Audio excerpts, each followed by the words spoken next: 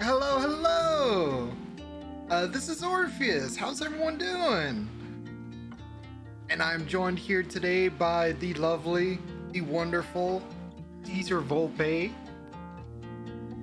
Hi, I'm wonderful, I guess.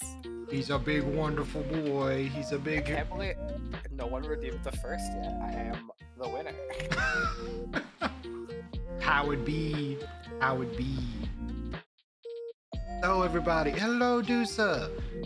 Today we're going to do our first session 0, the very first one, and it's going to be our boy Caesar. So, Caesar, I'm curious, how you feeling? Nervous. I'm so nervous. Hey, you got this. I believe in you.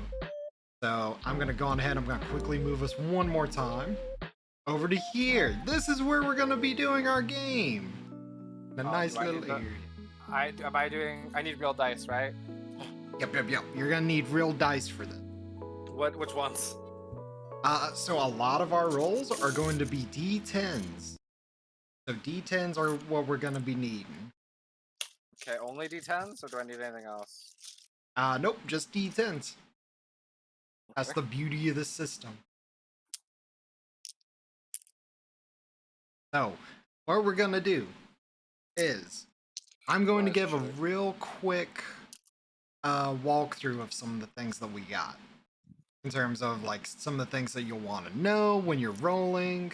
I'm gonna quickly turn back on the music actually. This is gonna be a short little introduction. Okay. Let me just ask quickly. What do I need to roll to seduce the dragon? Well, that's gonna be a hefty roll. Not gonna lie. Thank you for playing along. I believe in your ability, because you are quite the persuasive man in terms of your manipulation. You're not gonna impress it, but you might be able to sneakily seduce your way into into a good situation with it. I might get its number. Yeah, you might get its number. You might be able to get a date later. Alright, so the way this system works is you roll a D10 or a set of D10s for what you want to do. And depending on the die pool, you will either succeed or fail. So I'm going to quickly, let me show everyone what we're working with in terms of character.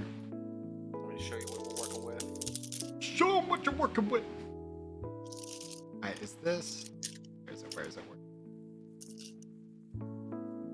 No, that's... Here we go. Alright, here is our boy. This is Caesar's character sheet.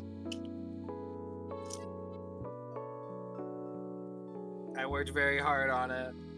He did. We spent a lot of time figuring out like the best way to kind of go about it. Kind of make it big so we can get like a good look at it. So this is what we have currently. I'm only going to show a small amount because we don't want to show off too much, but I am going to test you and we're going to see how this works in terms of I'm going to teach you how to do a roll. So I feel like I should like have a little camera of mine pointed at my dice for you. Nah, I believe you. Them. I trust you. Little Caesar hand cam. Nah, that's for the birthday stream. For the shit. birthday stream. Oh. I don't actually have that. So, as an example, Caesar, I want you to give me what I would call a stealth roll. So what we're gonna do, we're gonna assume that this is just a general stealth. This isn't going to factor in your specialty that you have in it, and he does have a specialty. It's in shadowing. Let's just say that you're trying to hide from something. But what I would ask you to do is to combine your dexterity and your stealth section. I'm gonna bring it up just so everyone can, which will result in you having 5 dice. No, it'd be 6. Oh, my dex is 2. Never mind, you're right. Yep. I was about to say, I was like, wait, did I miss some? I'm cheating, yeah. Okay. So that's what you're gonna roll with. So go on ahead and give me a roll and count up all of them that are 7 and above. Because I'm gonna do this differently. Oh, 1? Okay. I rolled a 7, 2 5s, and 2 2s. Okay, so with 1 success, that means that you succeed. No matter what, you succeed in the challenge, you are going to be hidden from someone. It's not going to be great hiding, and in certain instances, I may roll to see if I can surpass your given roll. But for the most part... Wait, why do I have mantle on the sheet you have on my screen? I don't have that one on mine. I meant to tell you about that. So because you picked a court, you automatically start with a thing in mantle. Ah. Yeah, okay. I was going to tell you that. I guess for once we free, started. it's not. Yeah, it's a free give. Oh, thank God. Okay. It's a free give.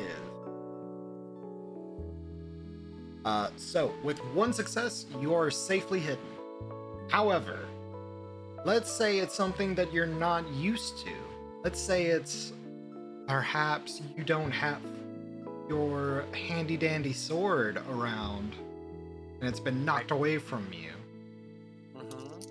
So in that case, if you're going to fight back, I would ask for a brawl roll. Okay. So, you do not have any dots in this skill.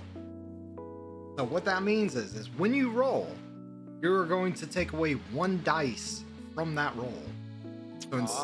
So you would roll strength and brawl for your unarmed strike, but instead of rolling with 3 die, you're gonna roll with 2.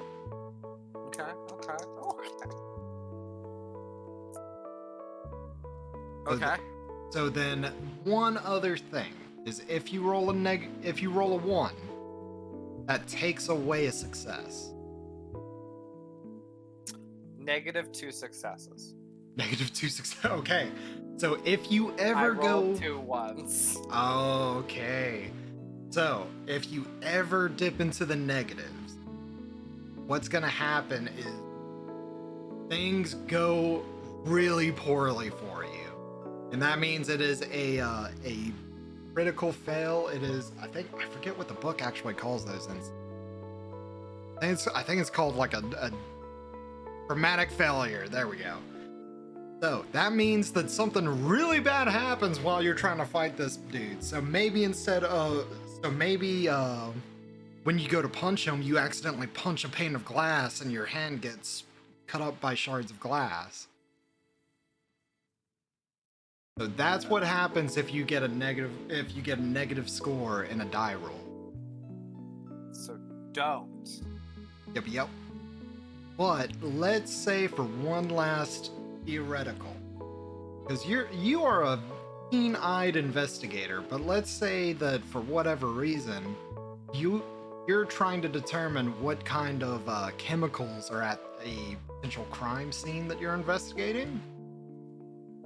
And that would result in a roll of your intelligence and your science dice. And for that, you have 0 total. Yeah. So when it comes to mental traits, whereas with your physical or your social, you would receive only a -1 die penalty for not being trained in it, mental is a lot more taxing, and you receive a -3. And if you notice, you only have 2 die in your intelligence die. So what that means is you would have -1 die. But instead of that, you will have 1 die, and it's called a chance roll. So either you succeed or you don't succeed. You have to roll a 10 exactly, and it's counted as a success, or you roll anything other than that, and it's considered a failure. Okay. Yep. And if it's a 1, it goes even worse. It's still considered a dramatic failure. So maybe when you're looking at this particular chemical, it all of a sudden boils up and explodes in your face, or something like that. Something crazy would happen. I was gonna say you breathe them in, and they're chemicals, idiot. Yeah, that's a really good one too. Just end up passing out from too much phosphorus. But that's what we're looking at for this roll. As another thing, we have gone through several different things throughout his character sheet. And are there any questions you have for me, Caesar, before we start, or are we good? Or do you want to go on ahead and jump straight into it? I think I'm good. Just jump right into it. I do apologize to chat if I end up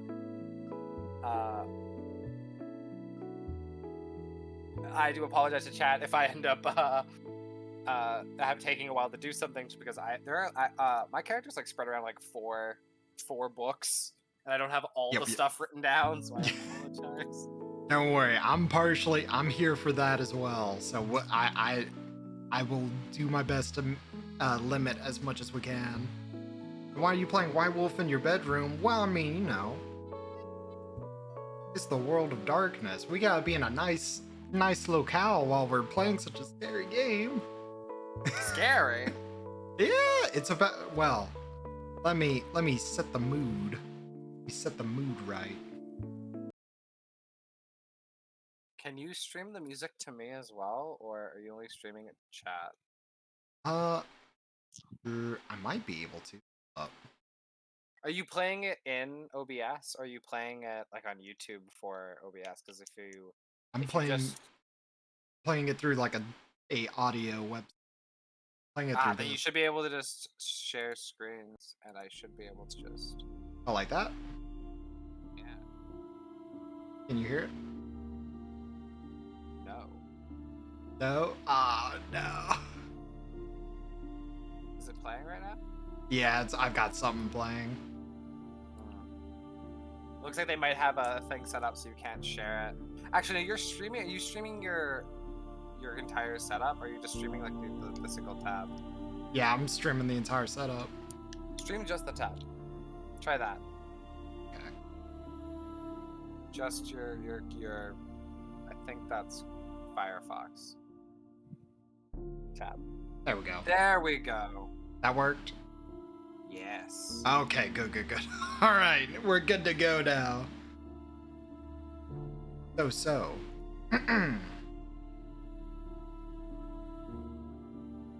Let us begin.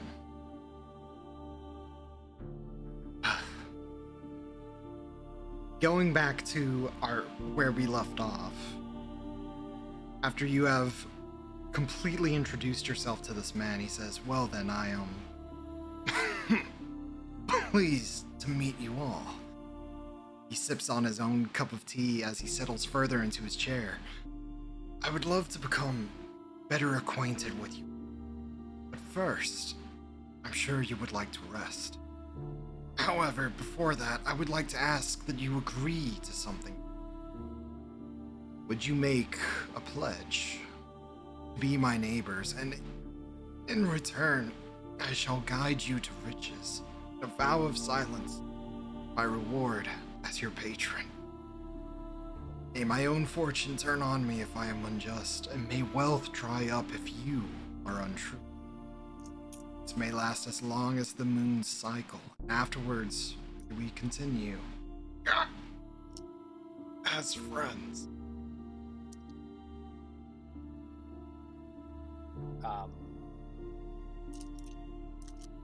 Can you remind me what this guy looked like? Yes, no. I'm still picturing the old man in a wheelchair from Bloodborne. Oh my god, the German.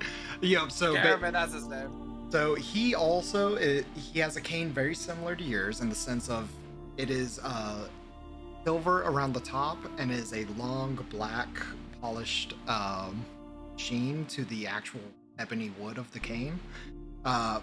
He's wearing very nice clothing in terms of it's probably not the best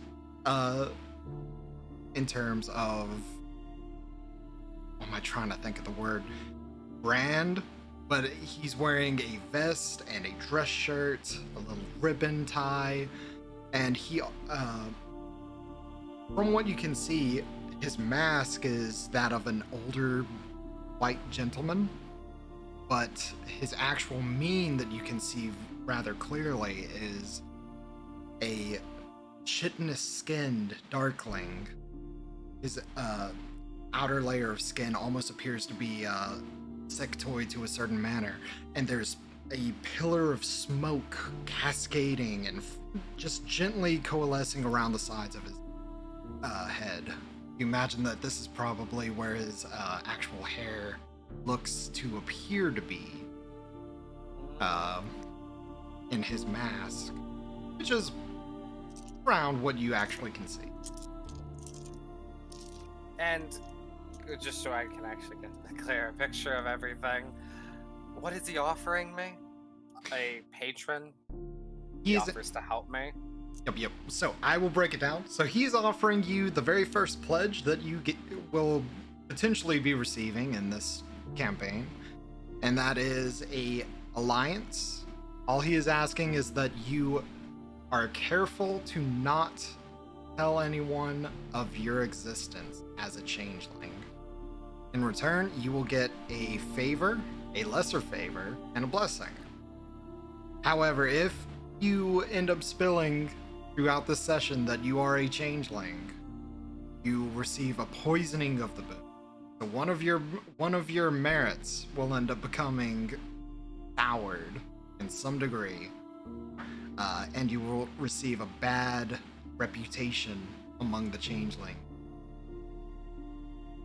Basically, this is your intro. You get a free little thing that you might be able to keep at the end of the session if you work hard enough for it.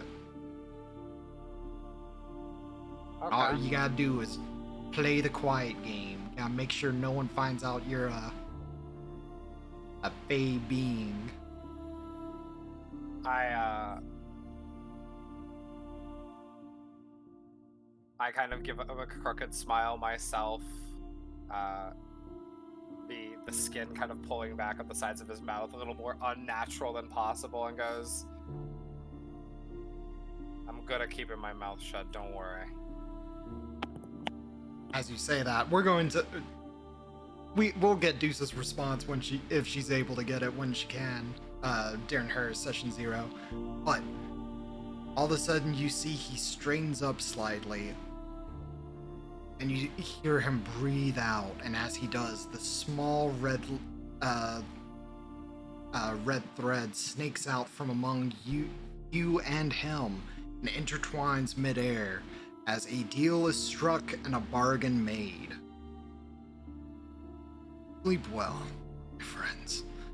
I shall guide you to your rooms, or sleep within the confines of my study. Makes no difference. I shall see you tomorrow morning. And then several weeks have passed in this instance. You regaining strength of becoming stronger. What's up? I was just looking at my sheet, making sure I have everything prepared. Weight, height, race, sex, sometimes. Oh, yeah, no. No, we don't really need all of that. That's all perfectly fine as is. I forgot about it. All good. Whatever you want to describe yourself as, we'll stick with that. No, I meant just the joke of sex. Oh, brackets. Sometimes. Fair. Sorry, keep going. So, with that, after a few weeks,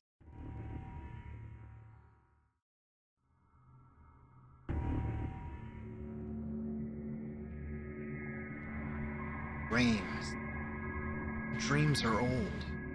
Dreams are ancient. Dreams hold knowledge and glory, treasure and nightmares aplenty. Dreams weave and bend, fold and unfold, and it is after the long euphoric nightmare that is your tenure in Arcadia that we awaken from one dream unto another. As you wake, you are startled by the feel of fresh sheets and the soft cotton cushion of a bedroll laid upon the hardwood floor of an apartment. You became used to the feeling of harsh wooded ground of the edge. You became used to waking and feeling the crawl of centipedes, spiders, and of other insectoid chitinous creatures. And as you prepare yourself for the night to come, dress and gaze at the face in the mirror. A face that is both your own and not your own. And that changes today. So Lazarus, would you please, for the audience, describe what you appear as in terms of your mask, your mortal visage, as well as your actual form, your actual face, your meme? So, my mask, was my mortal form, right? Yes. Okay.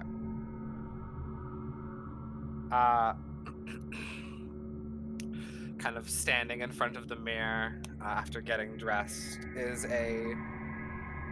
would be a tall man if he wasn't hunched slightly, dressed in kind of a button-up and jacket of like faded color. He has pale paper white skin, sunken eyes, and like chipped skin, or maybe tearing at the corners of his mouth. He has a bit of stubble and a mop of greasy white gray hair that looks like color has been drained from it. As he adjusts slightly, y'all, the audience would notice he is standing with a cane, as mentioned before, his leg in a semi-brace. And as he wipes away the corners of his eyes, the whites are black, and his irises themselves are a sickly yellow. Something that he's grown used to at this point. Okay. And is that just the mask, or that's the mask? Okay. Now, if the mean is what I actually like, the changeling form of me. Yes. Okay. When the mask fades, the already gaunt form shifts and twists. His skin being like tugged tight on his old bones. The chipping at the corners of the mouth are pulled back into an almost permanent smile, revealing his a set of gnarly yellow teeth underneath, like someone who only smokes every day. His eyes are sunken into his head, and a yellow light almost seems to glow in the back of it, dancing like a flame. Remember, check my notes, make sure that's everything. Okay. That is the form that we are introduced to as Lazarus finishes his preparation.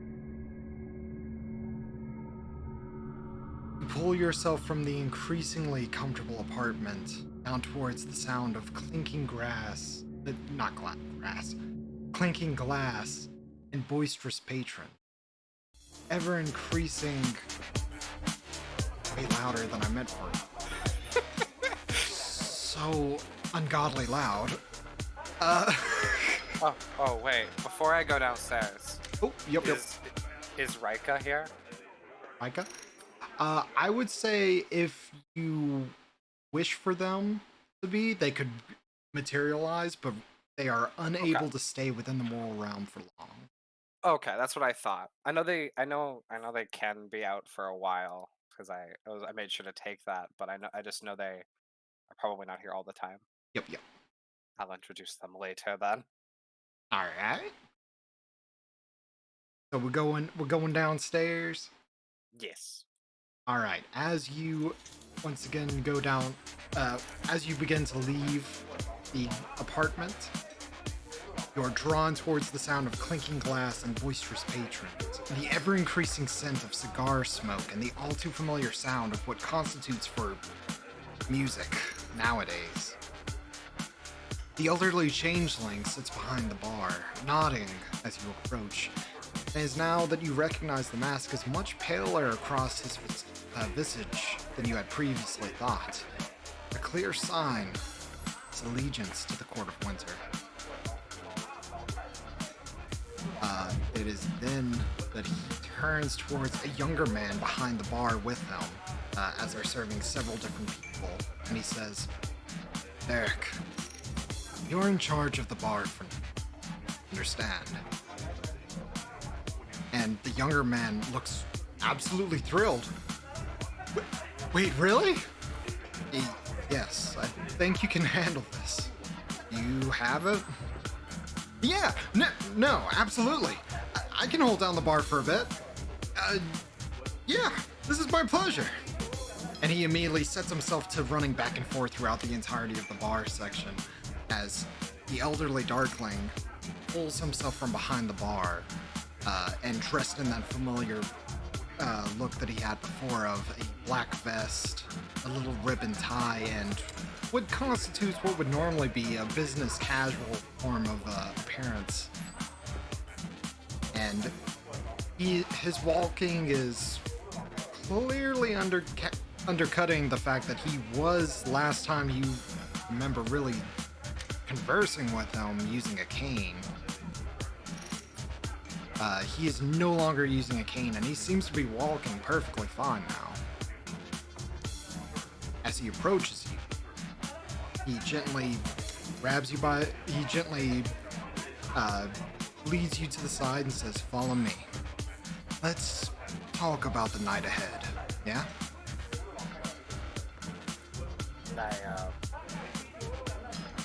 I pull out a cigarette and follow him. Okay.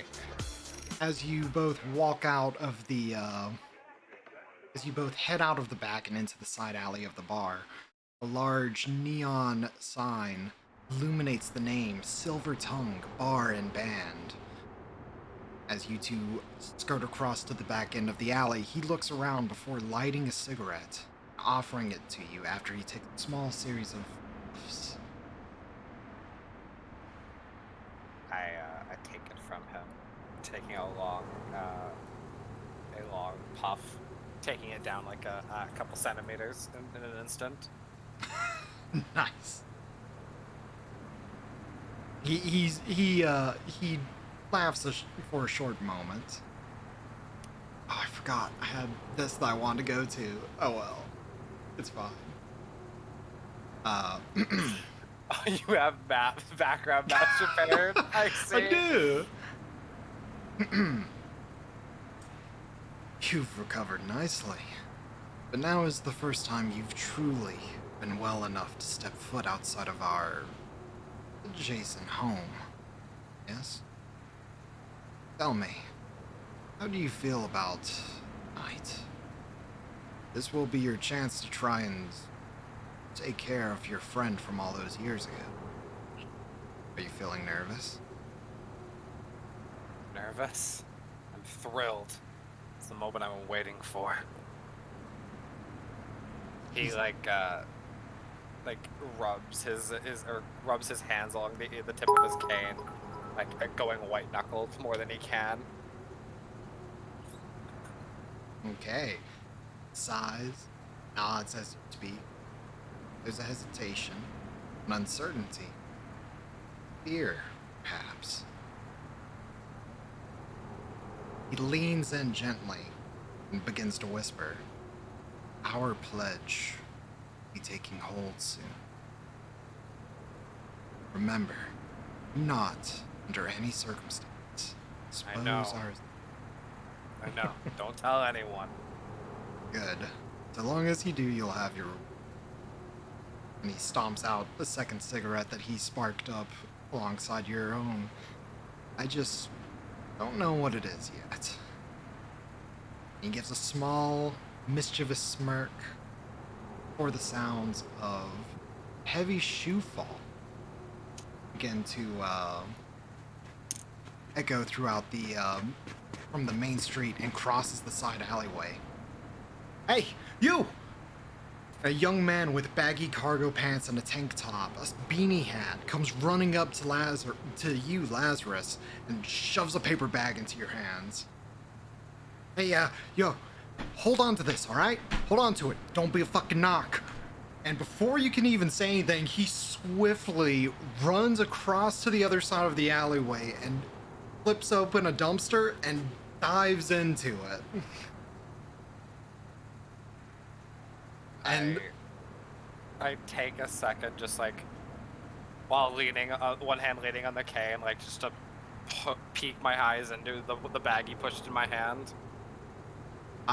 Inside of the bag is several large quantities of various drugs, ranging from minor, what would be considered minor felonies to significantly higher end felonies. Kind of like bites the corner of his lip at what was thrust upon him just now. Well, as you are currently looking at that, you begin to hear more louder approaching boots as several, 2 or 3 people now run down the alleyway, and they begin looking around out of breath.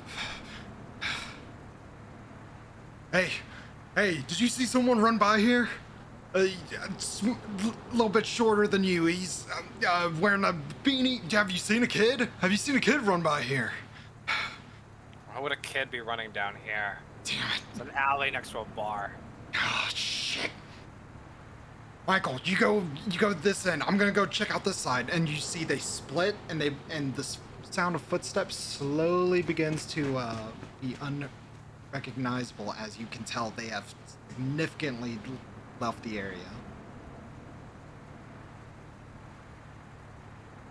And it's silent. It's just you, Edmund, and a man in a dumpster who's probably hasn't even heard anyone come out. I kind of like in one hand kind of like grab the bag forcefully, just kind of crushing as much of it as he can before like tapping the end of the cane against the side of the dumpster after some time has passed. Okay, at this point, Edmund, before you do that, Edmund like pats you on the back twice, and he goes back into the bar, leaving you to the night ahead, into a very intense night indeed. As you knock on the dumpster 2 or 3 times, the lid flips open, and he looks around 2 or 3 times, and he just smiles at you. Shit! He leaps out. Yo, thanks for not snitching. That could have been real bad for me if you had. And he slaps you on the arm, and he wraps his other one around your neck if you, swiftly afterwards. I don't move. And he gently pats you on the chest like, hey, you look like a chill fucking dude. I mean, you gotta be, right? I mean, you kept my goods safe. Speaking of that, thing, maybe I could have that bag back? What's this guy's build? Is he scrawny like an actual kid? Yeah, well, you reckon he's young. He's definitely young. He's scrawny for sure. Not a whole lot of muscle to him. He's wearing a tank top, so you can see he has like a small amount of muscle, but not enough to be like too imposing. You take it he's more of a sprinter. He's much more of like a runner than a fighter. As he like puts his arm around me and kind of like being all chummy, I kind of like tilt my head to one side, look at him and go, so what's a nice kid like you doing with this for? Oh shit, well, I mean, when you grow up the way I grew up, you just kind of end up taking to this kind of stuff, you know? Hey, a kid's gotta eat, and a guy's gotta make a living, right? So this is how I kind of get about it. I actually, hey, I'll have you know, I work for a real big head honcho. Actually, if you want to help me out some, I need a hand, and if you do, I guarantee you, we can get you some, he kind of grabs out your jacket and he kind of like strains it up and he's like, we can get you some new threads or something. You kind of dressing like a grandpa out here, dude. We gotta get you some style. We gotta get some style points on you. Gives him a light chuckle, like as best he can, while keeping the kind of like semi-glare on him. Kind of like half his face looks happy, half his face just looks pissed. Ugh. He kind of like... You're working for a big shot, huh? Oh, the biggest. The next up-and-coming, like, go down in the history books kind of guy. Have you ever heard of the Laughing Dread? It's like the new fucking Scarface, or the next like Al Capone, like the next like big head honcho of the crime world. You can see he's actually getting like excited, and he immediately he calms himself down, takes a couple deep breaths, and he's like, he's the kind of dude who goes down in history books. The next Godfather, fuck any big time player any big time power player in the books that you know. This guy's the same kind of schmuck, and I want in on that. So look, I got a job I gotta do. Are you gonna you want some money? I can get you some money, man. I look at him. How serious is he being? You think, like, from... You know what? Actually, this is a good time for a roll, I think. Let's see. It would be...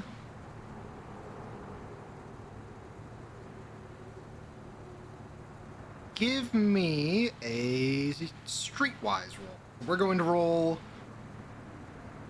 wits plus streetwise. Okay, so that's wits. Okay. So that would be 4. Yep. 7 or higher? Yep, 7 or higher. And then if you have any ones, deduct from your successes. I got 1 success. Okay. So you reckon from the start he was very chummy. He was very much playing around. As soon as he begins talking about this this character that he's talking about, this Laughing Dread, which even the thought of that almost lurches in your stomach. He seems completely legitimate in his it's very clear his admiration for this character. His admiration for this person who, in his eyes, is going to be the next big crime lord, the next person to outsmart the authorities in any kind of situation. Sure. You introduced me to him. I'll help you out. Hey, all right, let's go. Hey, you know what? Hey, you know what? I think this is the beginning of a beautiful friendship. You know what I mean? I think this could... fuck it. Let's go. And he takes the bag back from you if you allow it. And I do, but he does notice I was gripping it like really tight. Jesus Christ! All right, calm down, man. Not that big a deal, all right. As he leads the way. As he leads you several blocks away to a church on West 54th Street. You remember hearing that this was once an abandoned church that was reclaimed by nuns. However, now it seems that this building stands... Oh, sorry. Trying to adjust my audio. Set the mood. This Careless Whisper starts playing.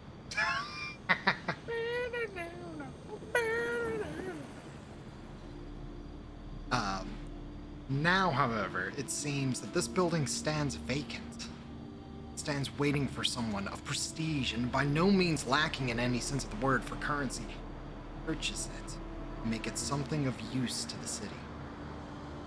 For now, though, Clint guides you into the broken threshold of a broken church. a home for some divine host, now vacant and tainted with the scent of sin. As you are walking, Clint continues to talk to you about his past, mentioning, hey, look, I try not to sell to, like, you know, people who are young. You get me? Like, I started off young, but that doesn't mean I'm okay with others getting shoved into that, but all I know is if my dude holds up his side of the deal, I get to meet the boss, and that's how it goes. So look, inside of here is my real big connection. So just be chill, all right? Keep it cool. All right? Can you play it cool? Let me see your cool face. Come on, let me see it. His face probably is not changing. Just that kind of glare mixed with a smile that he's been giving. His eyes almost seeming to glow in the darkness of the church. He basically he still has that one arm wrapped around you, and he kind of like he now pulls away, and he's looking at you from like shoulder length apart, and he's got the one hand still on the back of your neck, and he like motions towards you with a point, and he's like, we gotta fix that. All right, let's go. He takes you inside, and laying across a rotting pew, the young man lies propped up, sleeping with his hands folded into his jacket, keep the biting cold from chilling him to his bones. As Clint approaches, he loudly whispers to the man to wake him up. Hey, D, get the fuck up, man. Shit. Seeing that the man continues to slumber, he grabs a small chunk of wood that is long dry rotted away from one of the further up pews, and he just chucks it at the guy. Like, not hard, but hard enough that it would definitely pelt. And finally stirring an alarm, this younger man jumps up and a switchblade comes flicked out from his jacket. What the? Oh, Christ, Clint. What are you doing throwing shit at me? Nah, no. Don't Christ Clint me, dude. Last time you almost stabbed me in the neck. I ain't doing that shit again. Walks up slowly, canes clicking against the ground. Kind of purses his lips, kind of looks at you, confused almost. Squints at you. Get the feeling he's kind of measuring you up. And then he looks back towards Clint and he points at you. Who the fuck's he? Guy are in old timers now? He's also kind of scrawny, I assume, right? He's definitely more bulky than Clint was, but he's also you would reckon he's more athletic and more inclined, but he's definitely also still a little bit more on the shorter end of the stick. He's not beefy, but he's bulky. And he looks back towards you and he says, well, nice to meet you. Dude. I wish it was the same, actually. Ha. We're here for a job. Yeah, I guess, yeah, I can... Wait a minute. His brow furrows further. He looks you up and down. Do I know you? Look. You look like someone I know. You in college or a student? Something? No. I just got back to town. I don't think that's it. Sorry. Look. Clint says you're cool. Then fine. You're cool. And you can stay. Just don't... We have guys coming for this. Wait. Where's the... Clint, do you have the... And Clint pulls up the bag and he's like, hey, I got it, D. It's alright. Okay, alright. Alright, this is a drop, alright? So just, these guys are from a different game, alright? So don't get them riled up. If they get jumpy, especially with a new guy around, they tend to get a little aggressive, shall we say. And don't take this the wrong way, but you smell new to the game. Are you new to the game?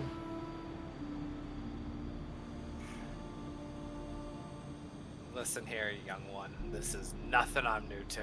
Whoa. Whoa, alright. Yeah, no. Clint keeps his end of the bargain. Nothing bad will happen. Into the bargain. The fuck are you talking? Clint, what'd you promise this guy? Hey, he wanted to see the boss too. I thought, hey, it'd be cool. Christ, Clint. I told you I can't just let everyone see him. Come on, he's a cool dude. If it wasn't for him, I wouldn't have been able to keep these drugs on me, alright? So, you can say what you want. He helped me out. You never did actually tell me who was chasing you. I sue caps. It's not important. The main thing is we got away, alright? We got away. We got the package, alright? Now look, D, I know. Come here. And you see he does the same thing they did to you earlier. He wraps his arm around this D guy and he walks away. You want to try and overhear what they're talking about, or do you want to leave it be? I want to overhear what they're talking about. All right. These guys are they're being too friendly. All right, it's going to be a let's go with, I think this one's going to be a resolve and a, I think not really like a perception. That's kind of weird. All right, yeah, gonna be resolve and investigation. Okay, it's not bad. It's 5.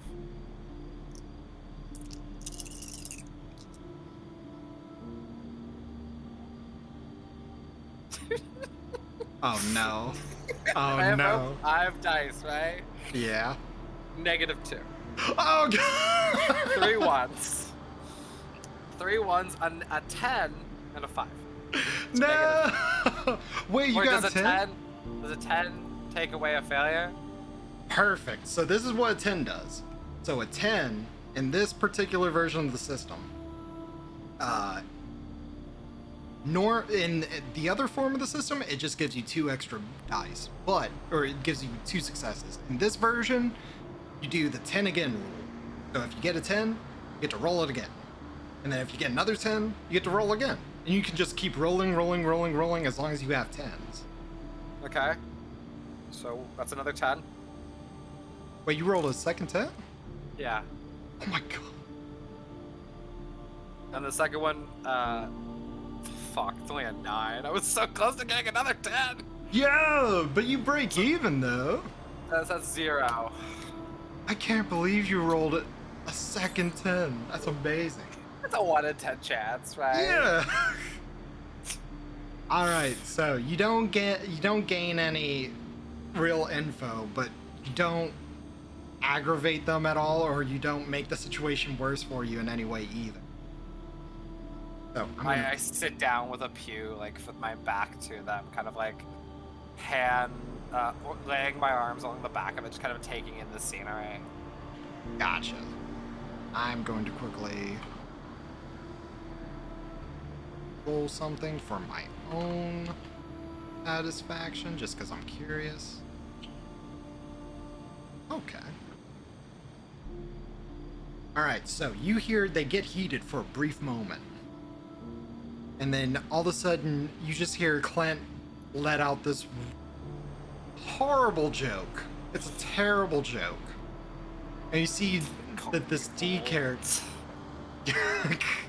and you see the D looks at him, and he's definitely annoyed. He looks at him, and he shakes his head, and you hear him audibly say, "That's not funny." And you hear, "Fuck, look, dude." And they end up eventually. You hear a You sigh. muted yourself for me, by the way. Oh shit! I'm sorry. How much of that did you not get to hear? None of it. You said I gotta do something, and then you muted. I rolled something for my own ideology. So you see that they get heated for a brief moment, and then Clint makes a dumb joke. Dee looks at him. You can hear him say, "That's not funny." And you hear, "Fuck! All right, look."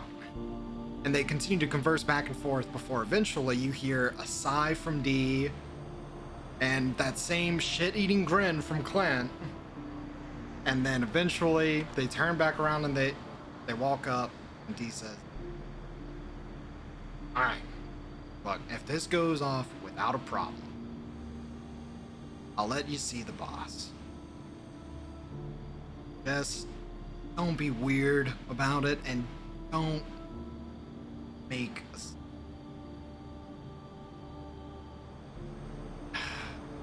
And it's then that you hear from outside a familiar tune, as it seems to be that a car has begun to idle outside of the church.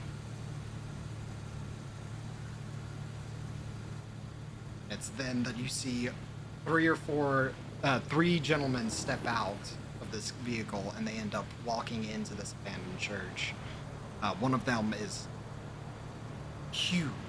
He is a large gentleman. He has several tattoos across the sleeve of his, across the entirety of his right arm, and he immediately lights up a match and begins to puff on a cigar as a much smaller, older gentleman ends up walking in.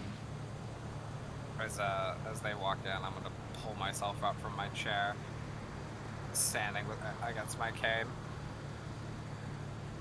And so then you hear a small snicker. "Damien, good to see you, my boy. Don't call me that, all right?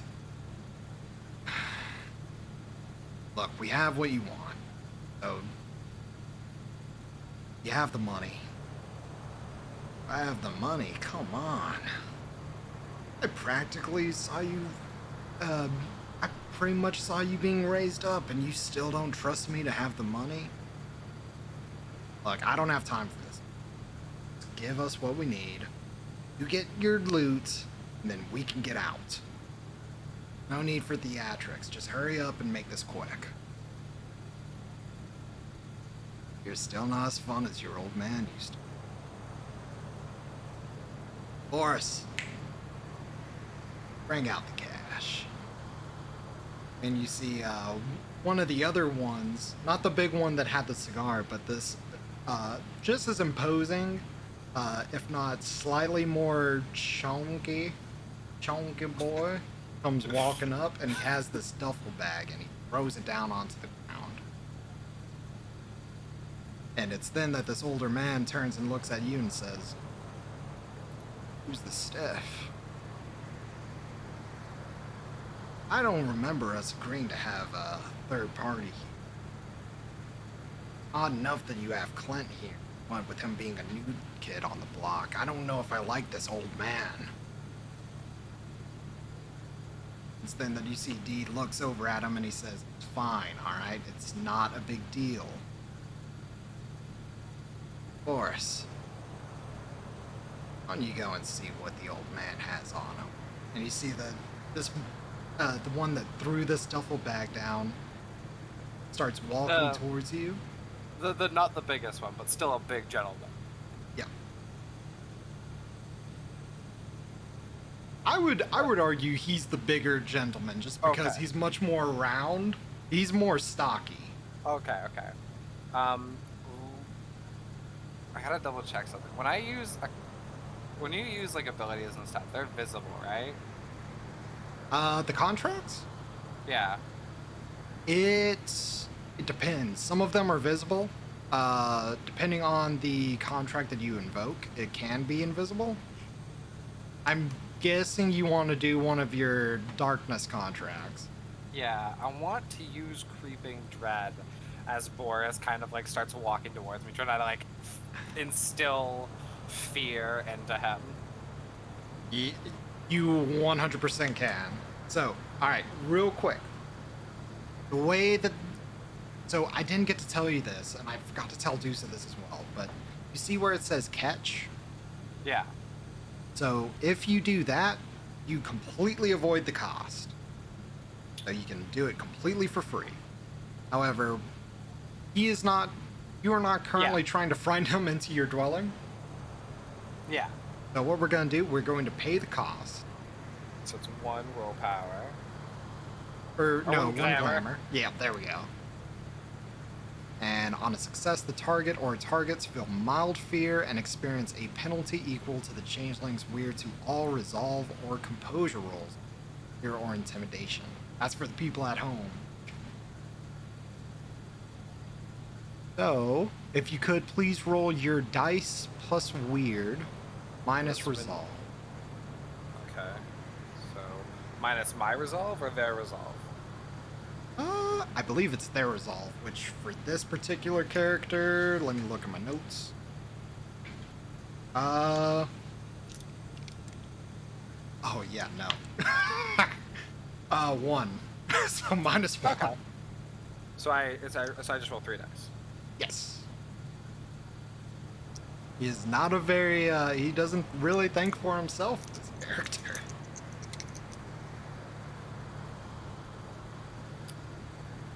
Okay. Alright, so how many successes did we get? Of the 3 dice I rolled, I got 3. Oh, you got 3. Ooh. I think you need 5 to make it an exceptional success, but I still like the idea of making this an exceptional success. All right. I'm going to make it an exceptional success. So I'm going to say from now on you only need 3 successes to make it exceptional. So what happens is on top of that penalty that I was talking about, the rolls to resist fear is equal to the changeling's weird plus 2. So, whereas, we'll determine that. So this is just to resist fear. So should I roll like intimidation now? Well, as he begins walking towards you, how exactly does the creeping dread come over? Kind of like it's not. Doesn't say it's visible. So, kind of. What as he tilts his head kind of like as like allowing the sparks of this darkness magic to come from his fingers. He has his both hands resting at the end of his cane. His shadow on the floor seems to almost spin, pointing towards the between him and Boris. And Boris sees kind of just a kind of mess of an oily mess inside it, like extending between him and I, kind of like just a sense of I will sink if I move towards him.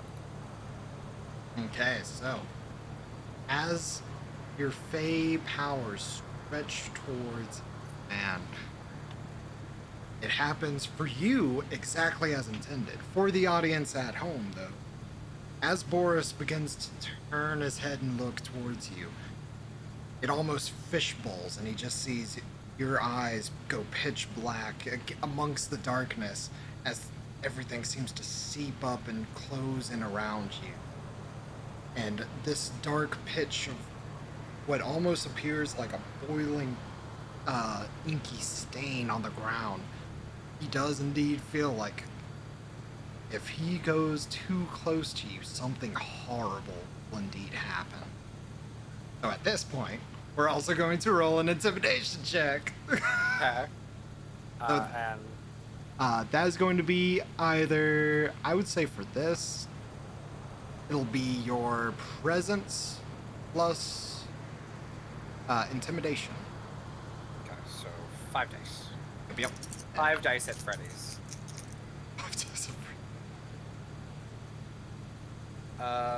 Okay, so it's a 10 and 2 9s, and then 2 failures. And 2 9s, 2 failures. So re-roll the 10. Oh, right. It's another 9. Another 9. Okay. So, he only had 1 die, and he definitely did not win. So as he starts to go towards you, here.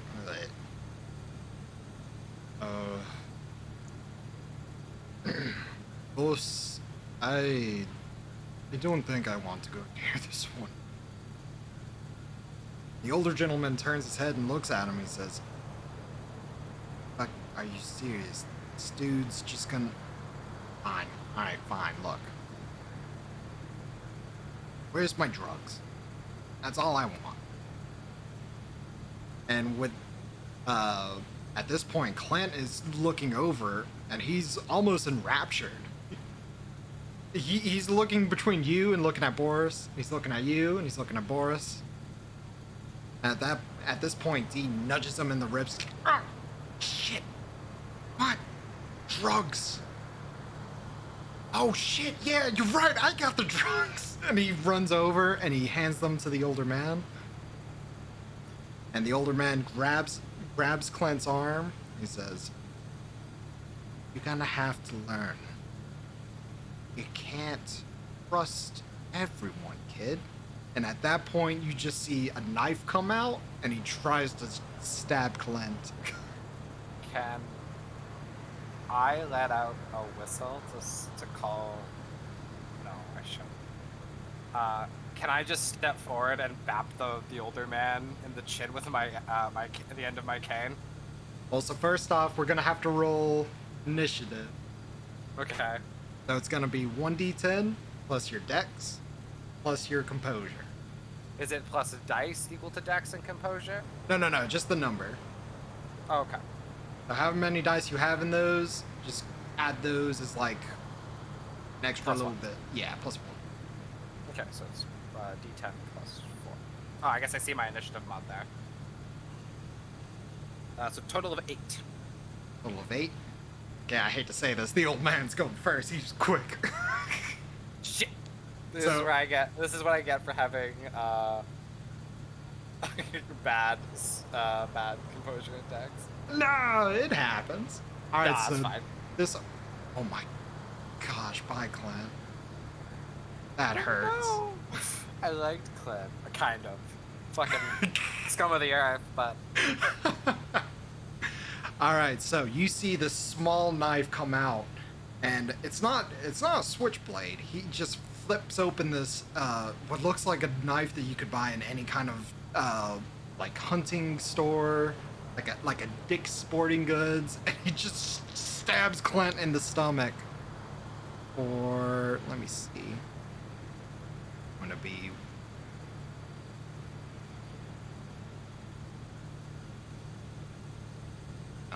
that. Okay, and then Clint will.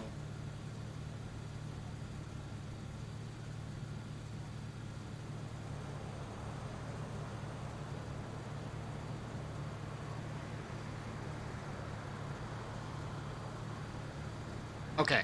Oh, wow. Yeah, no, Clint was like, no. Alright. So, Clint, this knife comes out, it flips, and it looks like it would perfectly get Clint right where, right in the side. And you see Clint just spin out, and he immediately throws his hands up like, whoa, hold up. At that point, it's gonna go over to you. You muted yourself again. Dagnabbit! You muted yourself again. Dagnabbit! Okay, can you hear me?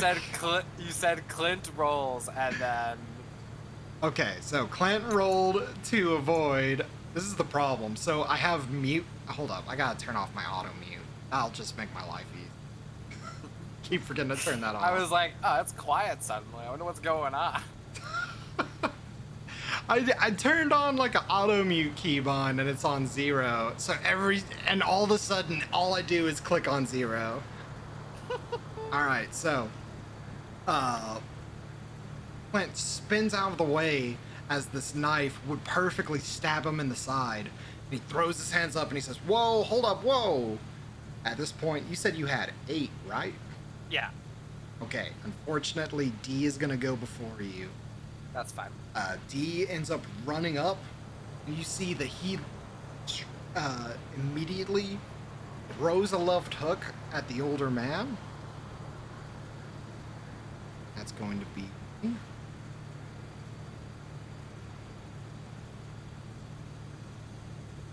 Oh.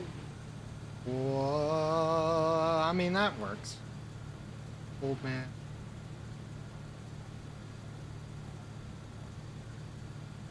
Okay. But the old man's getting punched. That's... The old man eat the rich. No! Don't eat the old man! Okay, so... God...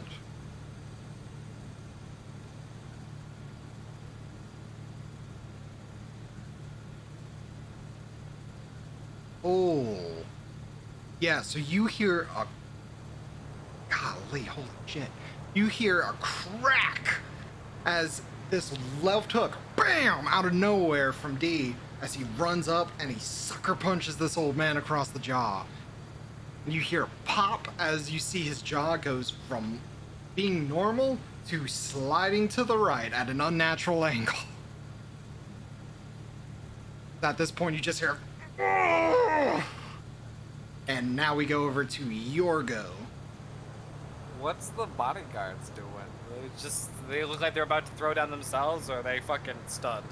Yep, so Boris looks stunned, whereas the unnamed bodyguard is currently, it looks like he's reaching around to pull out what looks like maybe a Louisville Slugger.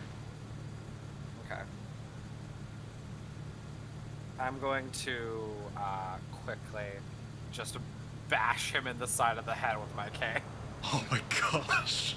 All right, let's go. So what do I read to roll? So for that, you are going to roll a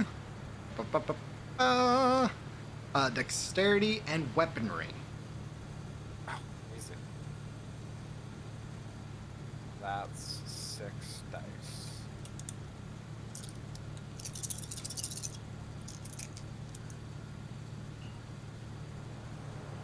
That's 2 successes. Okay. Let me see if he is able to defend against this. Okay. You see that as you go up and you strike him in the side, he catches it with his arm slightly. You do hear a as it does collide. So you're going to do... You got 2 successes, so you're going to roll with 3 dice, as he was able to block one of your damage dice. Okay. My dice have skulls in them. Oh, that's dope. Quickly, I'm gonna add like just a little bit of flair to the music. Get that combat track. So that is 2 2s and a 10. 2 2s and a 10. Okay, we're gonna re-roll that 10. 7. 7. Okay, so 2 bashing damage as you crack him in the side. And you hear, "Ah!" And at this point, we're going to go to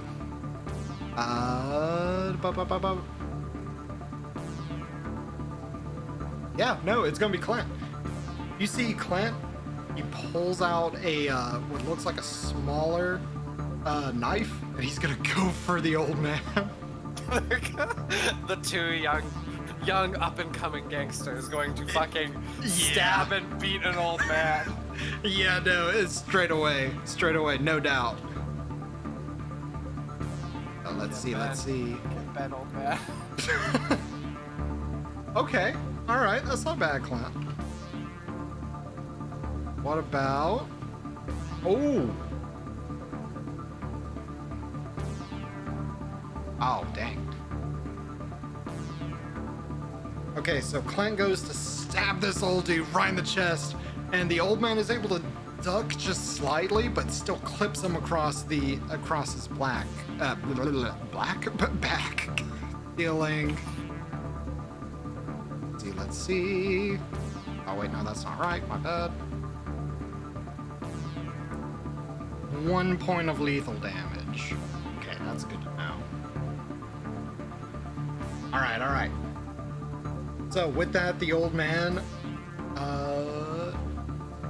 not his go yet, actually. Oh wait, no, it is his go. No, Boris. My bad. I'm forgetting about Boris. Boris looks at you, looks at his friend getting beat up by you. The smile is starting to form on my face as I enjoy I'm going to enjoy what's about to happen. He shakes his head no. He looks over towards D. He's gonna charge at D. Let's see. We're gonna do this. Ooh.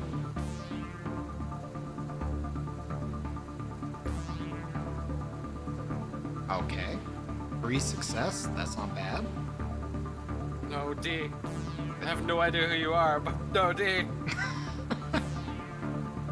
Oh, yep. He just barely clips him, but he does hit him, and he's a big guy. What we're going to do...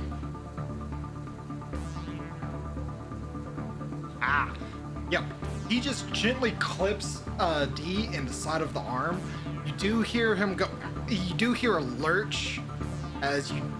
he does grunt a little bit. It does seem like he did actually hurt him, like a very small amount, but not as much as the bigger gentleman was hoping.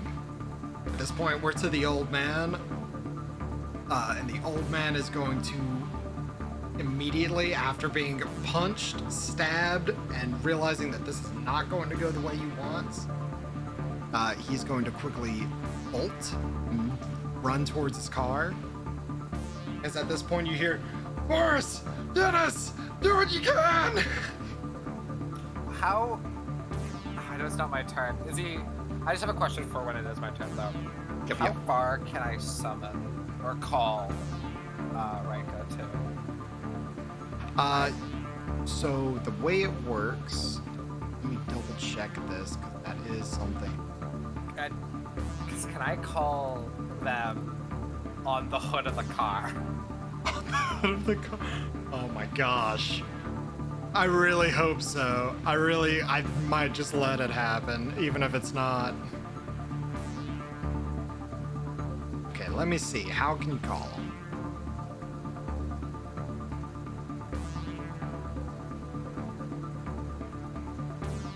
I must feed it a glamour to summon it, but it doesn't say where. It may open a portal to the hedge if the rider feeds the steed a glamour. Oh, that's if it needs to leave. Oh, okay, so you have to call it from a door to the hedge. Oh, damn. You are in an old abandoned church.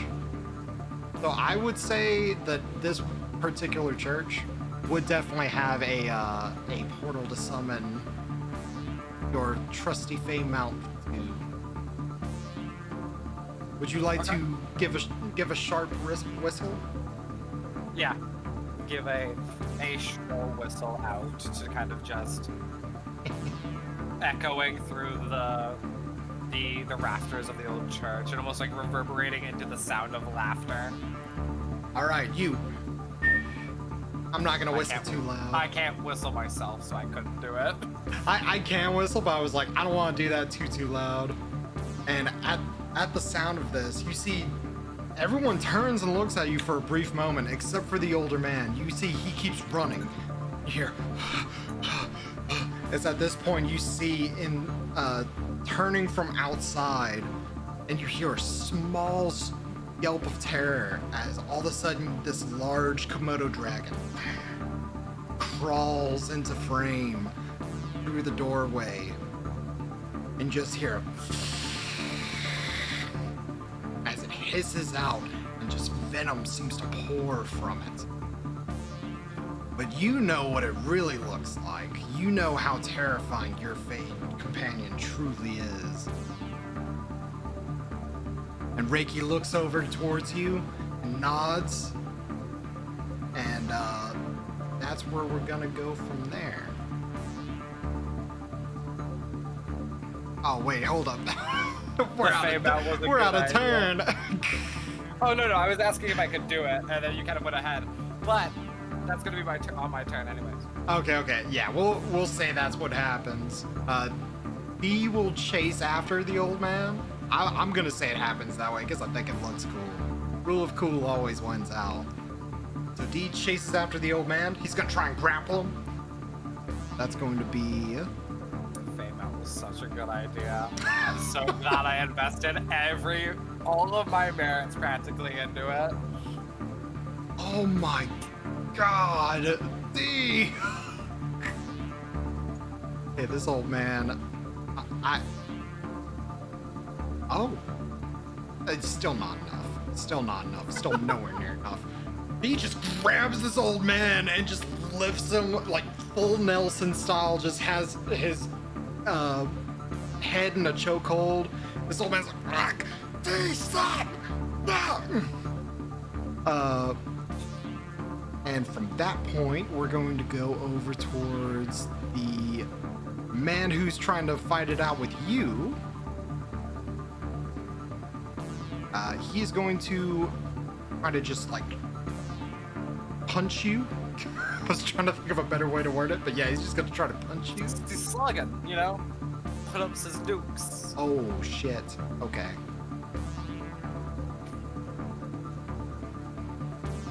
Okay. That's 3 success. Okay. So if you could, you are going to roll defense. But what that means is whichever is lower between your wits or dexterity, you're going to roll those and see how much we take off. They're both 2. Okay. And that's 2 successes. Successes. Okay, so we're going to take off 2 die from his pool, so he's going to roll with that many. Oh, wow. Okay. So, this old man, he swings at you, and it does connect. It's not Boris. Yep. This is Dennis. Dennis. Yeah. Dennis swings at you, and it does connect, but you just roll with your shoulder, and you completely avoid any potential harm that this would have caused. At this point, we're going to go back to you. So you have your cane free. You have... Oh, wait, no. We're going to say that summoning Reki was your... I believe it's pronounced Raika. Oh, I think you're right. My bad. I think it is Raika. It's German, I don't know. Yeah. I'm going to say that calling in Raika was your turn. So and can Raika do something? I'm going to say bring her having... to claw her way. Is it? Wait, actually, that's a good point. Is Raika a boy or a girl? She's a girl. Okay. I'm gonna say that Raika clawing her way out from the hedge would probably be her actual turn. Can I? Because I wanted to, if she's blocking the door, can I have? I know she can't roll for intimidation, but can I do it? Just do something. Like, I wanted to see how intimidating it is for her to try to block people from going past her. Yeah. That, believe it or not, I do have a rule at least for her intimidation. So it's going to be, how much do you have in intimidation? 3.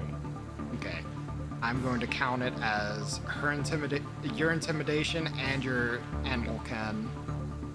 And my animal ken? Yeah, so she's gonna roll with 6 die. Okay. Oh shit, okay. Oh wait, no, you have a special... Yeah, no, it's gonna be 7. Okay, yeah. Yes. This time I am going to use the skull dice. Oh, I was gonna roll it. Oh, wait, sure, go ahead. I was about to ask if you want me to roll it or if you want to count mine. I like rolling numbers. Yeah, you You can. muted again, I think. Oh, never mind. I'll let you know what I rolled after you So above a 7 is a success, right? Yes. That's 5 successes then. Oh shit! Okay, cool. Oh wait, no. One of those is a 1. 4 successes. 4 successes. Well, we're still counting that as an exceptional success. All right. You just hear this. You hear Reika go into her normal hiss of absolute terror. Well, not her terror. She gives off this loud hiss, and immediately you see Boris completely just stops. He drops the Louisville Slugger that he was going for, and he just throws his hands up.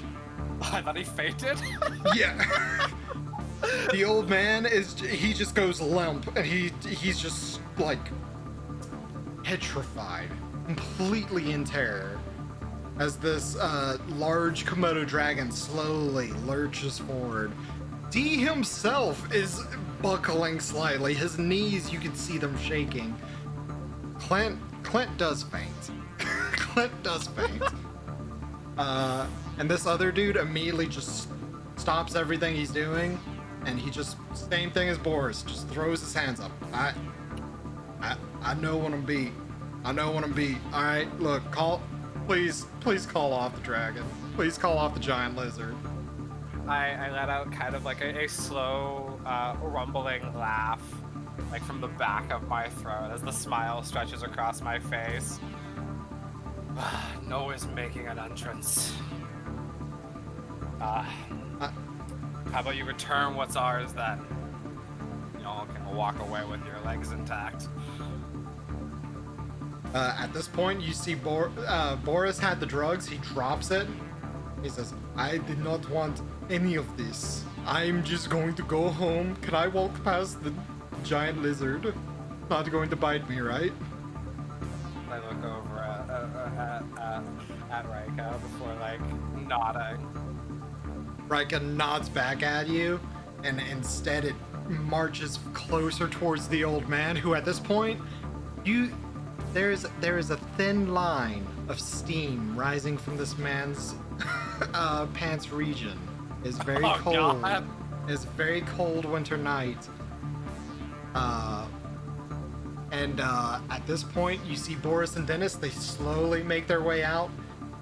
He looks over at you, and he says, "This is cool, right? Like this is you. Technically, it's all her." Valid. I say, like, walking closer to the old man, putting a hand on his shoulder and going, I'm curious, do you specifically aim to touch where he got sliced by Clint? Yeah. Okay, yeah. You kind of like digging a finger in as I do, and saying, "No, the last time I was in the city, we had a bit of honor when we made our deals." Kind of like gripping him tightly. Look. Calm down. Look, I didn't want to do this. I didn't want to do this to the kid. This is just how it is. This is how it is around here. Look, you say last time you were in the city, you know that this is a city run on violence. I know. I was not backhanded. We used to relish in it. He gives like he kind of like shakes his head forlorn. But What are you, didn't want to 30? do this. You didn't do this. Who made you? Look, I was told that I just had to do the job. We didn't get told who wanted the kid dead. He just wanted the kid dead. Please, look, I'll do anything. You want money? Do you want women? Do you want power? I can get you all of that, please. You see the old man is just like, his legs are still like, he's now like trying to hike his legs up like a Looney Tunes character. Because at this point, Rika is like biting at his heels, not to actually bite him, because she knows how this goes down between you two, but she's just trying to ham up the intimidation factor just a little bit. I look to Clint and D. You Clint's guys didn't set unconscious. this up. I look at Clint. Notice he's unconscious. Look at D. Is Magic is still holding him? Oh yeah, no, Set up the 100%. deal. There's no. It was set up by the boss. The boss the dread? The boss is the dread, right? Yep, the boss is the laughing dread. Looks like we're gonna have to have a word with your boss after this. Valid. Uh, Alright, look here. I'm gonna take a couple steps past D, kind of like go to Clint, poking him in the stomach to see how out he is before just like turning. If you poke him in the gut, he does like he lurches for a second before like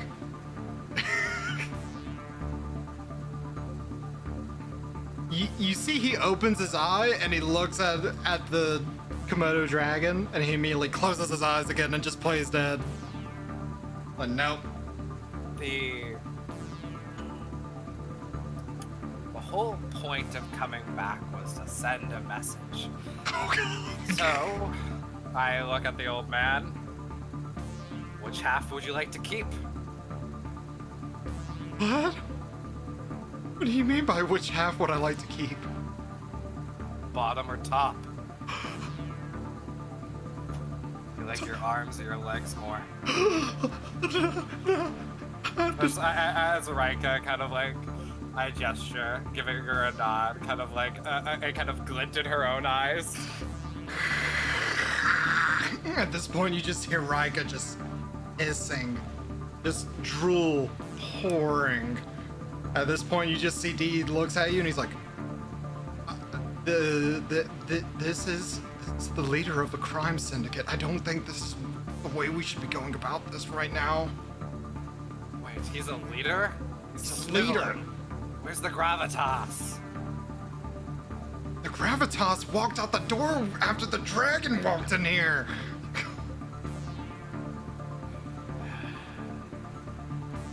And you just see the older man is like, "Please, look, please, not my arms, not my legs, please, just let me go, just let me go." And you see he's just tears crying, just streaking from his face. Just please. The kind of laugh that was in his voice before kind of breaks out as he kind of was like leans back, putting one hand over his eyes and goes, "Oh, I love when they beg." Fine. I walk over to the old man, like in one hand pulling him from Dee's grasp as I like throw him to the floor in front of Rika. You do so. Rika just like stomps up close to him. If I hear, see, or even catch the smell of you again, I won't just be taking half. At this point, Rika leans forward and bites off a large chunk of this man's hair and just rips away. And you just hear a scream from this old man. You're too old for this game anymore now. And I give him like a kick in the ass as I send him out the door. Yeah, he crawls away at first before scattering to his feet, leaping into the vehicle, and you see that he actually, like, originally he came in and he was in the back seat. He runs up to the front seat because his guard have left him defenseless, and he kicks on his he turns over the key and he speeds off away in a huff. So I like go to the case of money, kind of like picking it up with the end of the cane. Yep, yep. So we have one more job to do, don't we? Clint, you can get off the ground. It's not gonna eat me, right? She doesn't really eat people. You're too gamey. Okay, alright. At this point, you see Clint slowly lifts up, and you see Rika, like, slowly lurch over towards him. Give her a rub under the chin. Alright, in that case, she relaxes as she slowly gets stretched, as she gets a nice series of scratches, and she looks up at you. She tilts her head quizzically. Almost ask, is there any more you need from me, or should I go on ahead and start heading home? I think that's enough for now. You see, she slowly begins to skitter away, looks at Dee, looks at Clint, and then very rapidly does like that lizard crawl, and, and she's out. What the fuck was that? You just walk around with a giant lizard everywhere you go? Alright, look, we don't have time for this. No, you still have to introduce me to your boss. You Yeah. got something to bring him as I slam the case of money into his chest. Oh, we got a lot more than that now. Damn. Alright, well, come on. You can get in my car. And you hear the sound of a beep beep as not Clint. Blah, blah, blah. Dee's car is parked right around the corner, and it is a very, very nice car. This is a McLaren Spider. Oh shit. Caesar don't know cars. Oh, it's a very, very fancy car. McLaren Spider. Oh, this is a nice car. Oh yeah, no, super, super nice. And as you're driving, it's just silent. You can see Dee is very, very hesitant to talk. He's focused, laser focused, both on the road and within his own mind. And Clint kind of looks back at you, and you don't even really have to roll. He looks back at you, and you can just hear in the back of his mind, it's just like a "what the fuck did I get into?" And then he turns back around, and he's just like, so Dee, this don't look too good. No, it doesn't. It doesn't. Sounds like you two were set up. I don't want to think about that.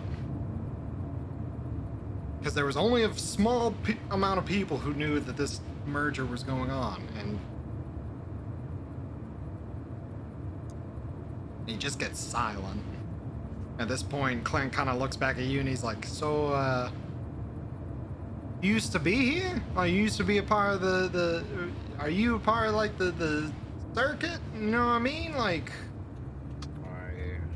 I was before I had to make my exit, I say, kind of like tapping my cane against the interior of the car, like poking around for like secret compartments.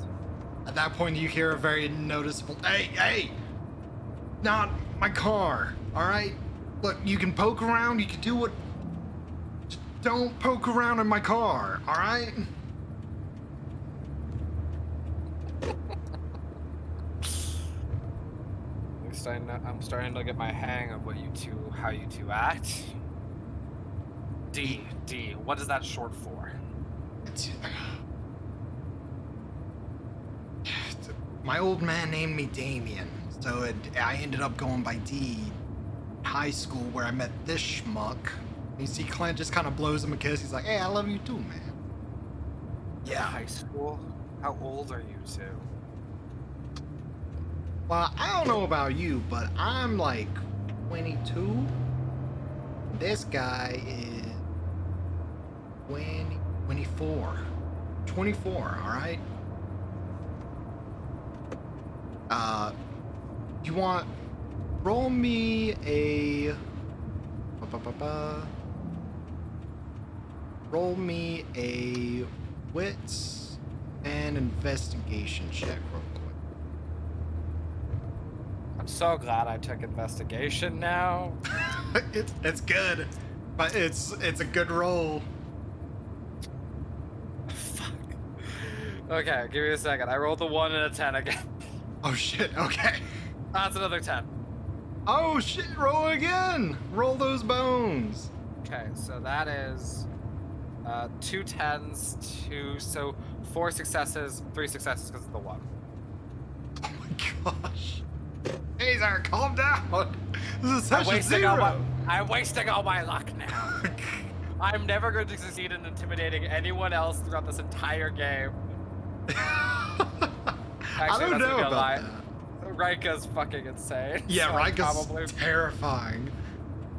Alright, so, as you look around, you did mention that you were looking for secret compartments, and while it's not exactly a secret compartment, you notice that underneath the driver's seat, there's a series of books, there's a series of what looks to be university material in terms of its very high-level medicine books. Books about psychology, books about anatomy and physiology, books that showcase drug addiction, as well as several other things.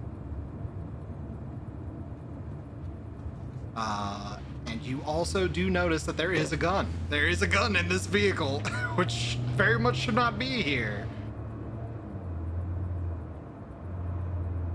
As I look at D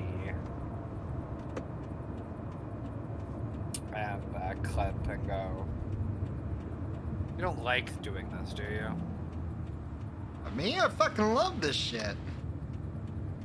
And D's just stays silent. He does not acknowledge your question at all. You shouldn't like it. I don't like it. Do I look like I like it? I don't even know you. So what? All I know is you had a giant lizard. You almost killed a... Look, I get that you're... Talk is one thing. You shouldn't like it. This job sucks. Yeah, it does. You two are still young. You can get out.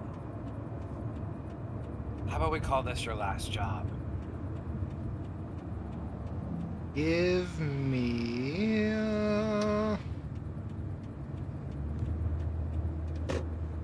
Okay, give me a...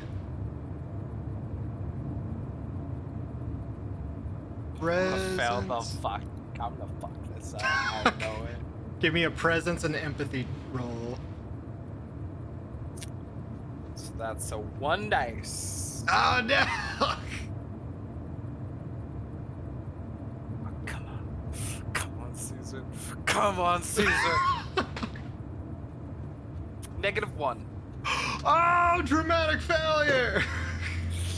I've been rolling 10s and 1s all night. Yeah, that's good though. You've had some crazy rolls. I'm just imagining I said that. Car hits a bump, I hit my head on the ceiling. Were you wearing your seatbelt? We didn't have seatbelts back where I'm from. I don't think that might not be true. I don't know. What were seatbelts invented? Oh gosh. I'm fairly certain they were around in the 60s. Alright, so you say this. And they were standard in 1959, so you're right. Oh, look at that. So, you say that, and Clint kind of like smirks a little bit and kind of giggles to himself. And you see the D cocks his head into the rearview mirror, and he kind of glares at you for a moment. And he looks like he's about to say something when... Oh, shit.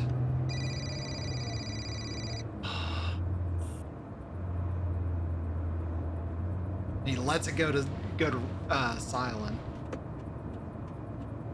And at that point, you see across the dash, you see red, and it gets gets very, very quiet. And at this point, you see it flash through across one more time. It rings twice. And then you see D clicks cancel, and he bumps up the radio in the car to the sounds of... Which song did I say? Frank Sinatra. No. Definitely not. If you say that, Clint turns to you like, the fuck? Who the hell's Frank Sinatra? Who doesn't know Frank And Sinatra? then Clint, he's a party boy. And you hear "Why'd You Only Call Me When You're High" by Arctic Monkey. Bumping in the McLaren. So at this point, Give me a second. I don't think I know this song. oh, it's a great song. It's so good. And it's then that you Oh, guys I know this one. arrive Yeah. at a warehouse of sort. Is at this point, you hear the familiar noises of the city, and we end up meeting several mobsters, gangsters, all of them letting you pass, walk through with both Clint and, more importantly, with D in tow. As you pass through, several faces glare at you, a lot in confusion, as you are brought into a main chamber that's been converted into a drug operations. I walk, kind of lighting a cigarette as I do, with one hand. My eyes kind of like, my chin up, looking almost down at them as best as I can, trying to hold an air of confidence. Hear a couple people like chuckle as you pass, and you see even Clint looks at you with wide eyes like, D says, "What the fuck are you doing? Put it out, come on." It's at this point you hear, well, if it isn't my dear nephew, my dear sweet boy, Damien, come here, let me have a look at you. And you know this voice. It's a voice you know all too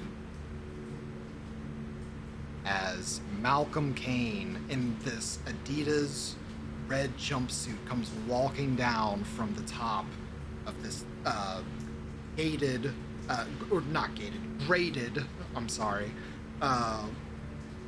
warehouse floor. From the second floor down to the ground floor, and arms wide open as he approaches Damien, as you now know him. Hey, Malcolm, good to see you. Oh, my boy, it's good to see you. How have you been? Let me look at you. It's been a while since you've come round. Yeah, well, we had an incident, all right? So, what kind of incident? Well, you weren't roughed up out there on the streets by someone, were you? At this point, you see this much scrawnier looking kid come walking up. He said, "Hey, Pops, if I didn't know any better, I'd say, well, I don't really give a shit, but I see an extra bag of drugs, so mind if I take that off your hands for a little while? You won't need it, right?" At this point, you hear Malcolm, "Quiet, boy. We're talking business here." Wait a minute. What's with the... Did you not do the job? You were supposed to do... And it's that, at this point, Damien cocks his head back towards you and Clint, and he says, "We did the job. It just... Things went sour, all right? I don't know what happened, but things just all this... It took a turn. And... They pulled a knife on us. Or him. I point to Clint with my good hand, taking the cigarette out. I'm sorry, and who the fuck are you supposed to be?" passerby. Someone with a vested interest. Give me a manipulation and subterfuge. So it's 2 dice. Yep. I put all my social and intimidation and my animal kit. It's fine. Oh yeah, baby. A 10 and an 8. Oh, roll those bones. That's a 6. That's nothing special. Oh, that's still 2 though. That's 2. All right, Malcolm looks at you for a moment, and you swear for a moment, you're like, there's no way. This man has to know. This man must remember. And it's barely even a second. You say this, he looks at you, he says, he pulled a knife on Clint. He pulled a knife on your friend? Like, that's... I can't believe it. Like, I thought this merger was going to be... I thought this was going to be the next big thing for the gang. This is Malcolm speaking? Yep. He barely even acknowledged your existence. It would feel like After kind everything. Feel kind of anger start to build up inside. I lean over to Clint with a whisper. And which one's supposed to be the laughing dread? So it's neither one of these guys. It kind of complicated. And at this point, you see the bag get snatched out of Clint's hand as this scrawny little kid shuffles away. Thanks for the fun time. You guys have fun talking all your obnoxious bullshit. I'm gonna go get lit. Children. Fucking hate that guy. Look, where's the dread? Can I please go talk to the dread? Of course, boy. Of course you can. He's upstairs. Just break it to him easily, alright? You know how he can get. Yeah, I'm the one person here who knows. And he shouts that out in this warehouse. And everyone turns and looks at him. And everyone gets quiet for a moment. At this point, Malcolm looks around and says, "What the fuck are you looking at, you gits? Get back to work!" At this point, everyone like immediately goes back to working. He says, All right, boyo. Look, just mind your P's, mind your Q's, all right? That's all I need for you to do, all right?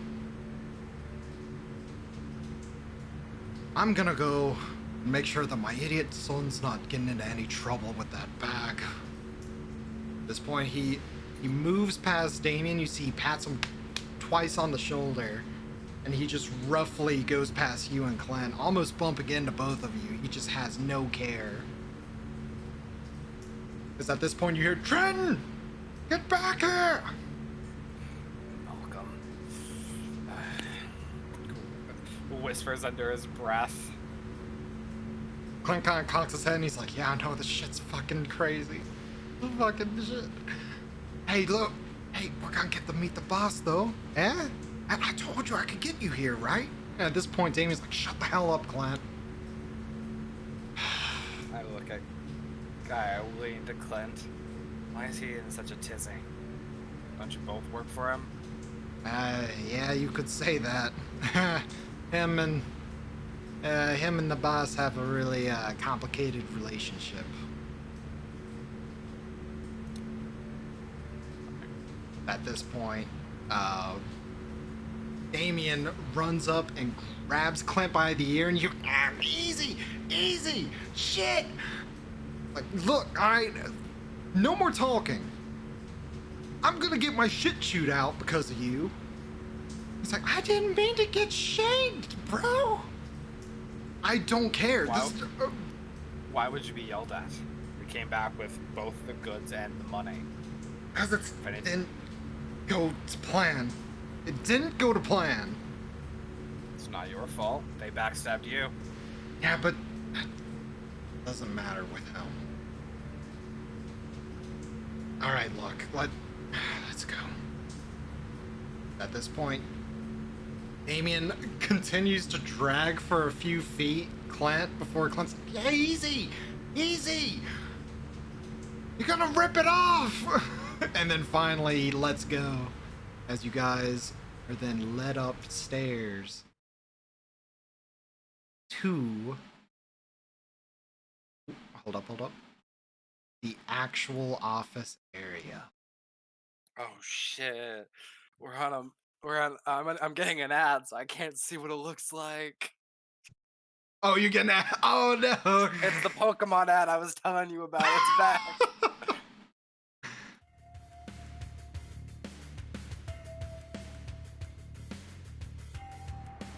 All right, so here we go. This is that moment. This is that moment. If you had full memories of your time in Arcadia, if you could remember the times you have spent fully without the dread, without the own terror that even you dread to fear, building up inside of your chest, this would be that moment you have looked forward to for how long would you say Lazarus inside Arcadia? I don't think we ever established that. It wasn't as long as it was how long I've been gone, that's for sure. Yep. I think we said a few years. That's right. So for the past, we'll say 2-3 years, you have been waiting for this moment for so long. And it's now that you see it. An elderly man, blue suit, black tie, black vest. The finest luxuries imaginable in the warehouse office, converted into an actual office. Thin white hair swept back and pulled tight. And he turns around and he looks at Damien, at Clint, and then looks at you. And you swear for but a brief moment there is an ever-ing smile.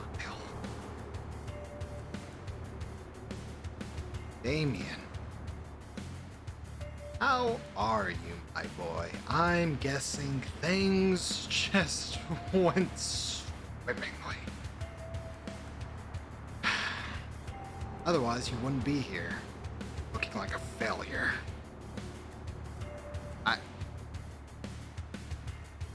You're laughing, Dread, sir. Things didn't go according to plan. Because I sent you to do a job that I thought even a child could do, and you failed me. Failed again and again. I know a child could have done a simple transaction, but look at you. You just can't help but screw up, can you? And you see, yeah. How many other people are in the room? 3 of us, him. Yep, that's it. Okay. And there's a door behind us. Yes. There is a large, so there's a series of 3 windows on the other side of the room. There's a large oak desk. For the most part, it looks very similar to this, except there's not the window to the right. There's not like what looks like a series of several lamps over on that right side table. Over there, it's more like a decanter, several glasses of sat out for whiskey or things like that. That's the majority of it. Different. Okay. At this point, Damien shuts down, just looks away, closes his eyes. And you can hear he's taking like several deep breaths, like trying to relax. At this point, he looks over towards Clint and says, "But of course you had to come along, didn't you?" You always have been on his coattails since, what, middle school? Oh, but what am I talking about? Come here, boy. Come here. Let me know the full details. At this point, if you do not intervene, the two go into the full details of what transpired. I am going to intervene. Oh, okay. As he asked this, I was like gesturing them to spill what happened. I'm going to that low laugh I started in the church kind of like comes back as I bust out in an almost crazed laugh and smile. Okay.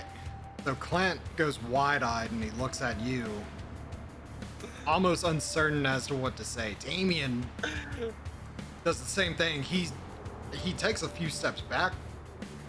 You have to be actually shitting me. All these years, and you're the laughing dread. He tilts his head up high. A raisin of an old man. What can I say? I took more than just what you had to give, and I built it back 1,000,000. You besmirched the name. I embraced the name. I'm gonna point the cane towards him, hand gripped on the end. At this point, Clint looks at you and he's like, hey, what the fuck are you doing? Damien's like, whoa, hey, whoa, hold up. This is taking a way different turn than I thought. Meanwhile, the laughing dread just continues to look down his nose at you and he says, no. This You is can both exactly go. what I wanted. Oh, I imagine. Oh, my friend. You two can go. And then Clint looks at the laughing dread, looks at you. Are you fucking serious? Like, what is your plan here? At this point, Damien says, look, let's just go. I don't want to deal with this, all right? Like, I don't know what's going on here, but it... And Clint looks at me, he's like, are you fucking kidding me? This guy's gonna... No. You heard him. Whatever the dread says happens, right? That's right. Whatever I say happens. When the two move towards the door, they look back at you one last time. And then they walk through. And as like the door slowly shuts, I imagine, I'm going to just grip the cane with two hands as it unfurls, kind of like shedding its neck, what it masks itself as, slamming to the ground as a sword, an executioner's greatsword. As you do so, the laughing dread chuckles slyly. Before you do that, you may want to lock the door.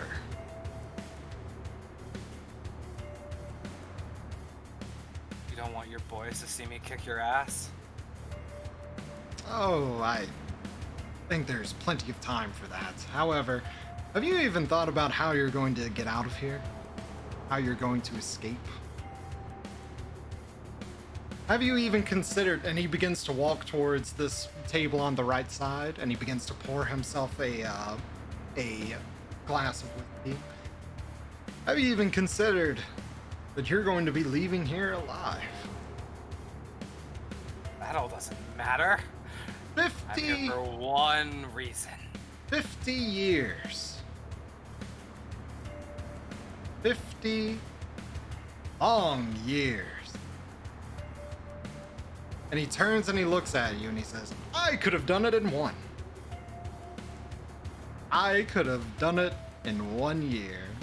And he takes a sip and he goes back towards his desk.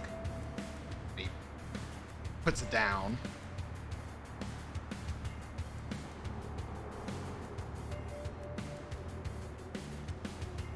I could have killed you in 1 year. I had reasonable thoughts that I could have done. 5 years.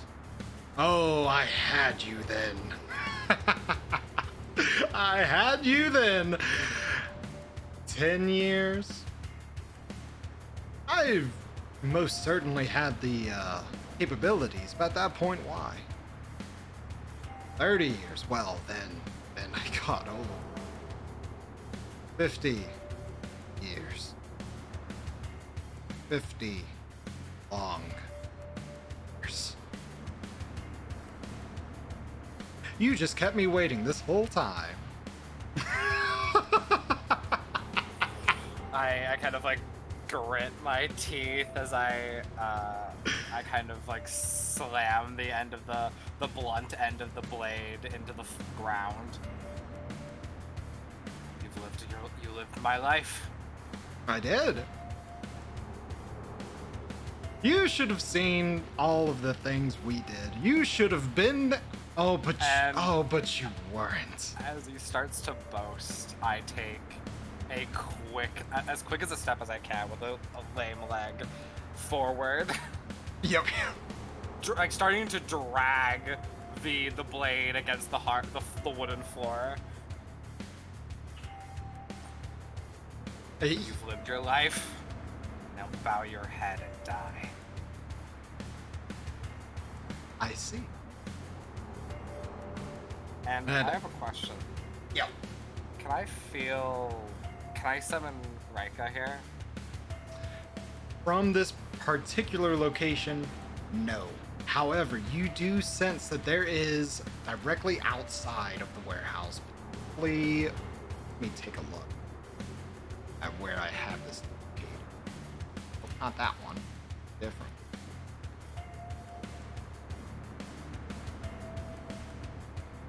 About a block away, you can feel that there is a portal that you can call from.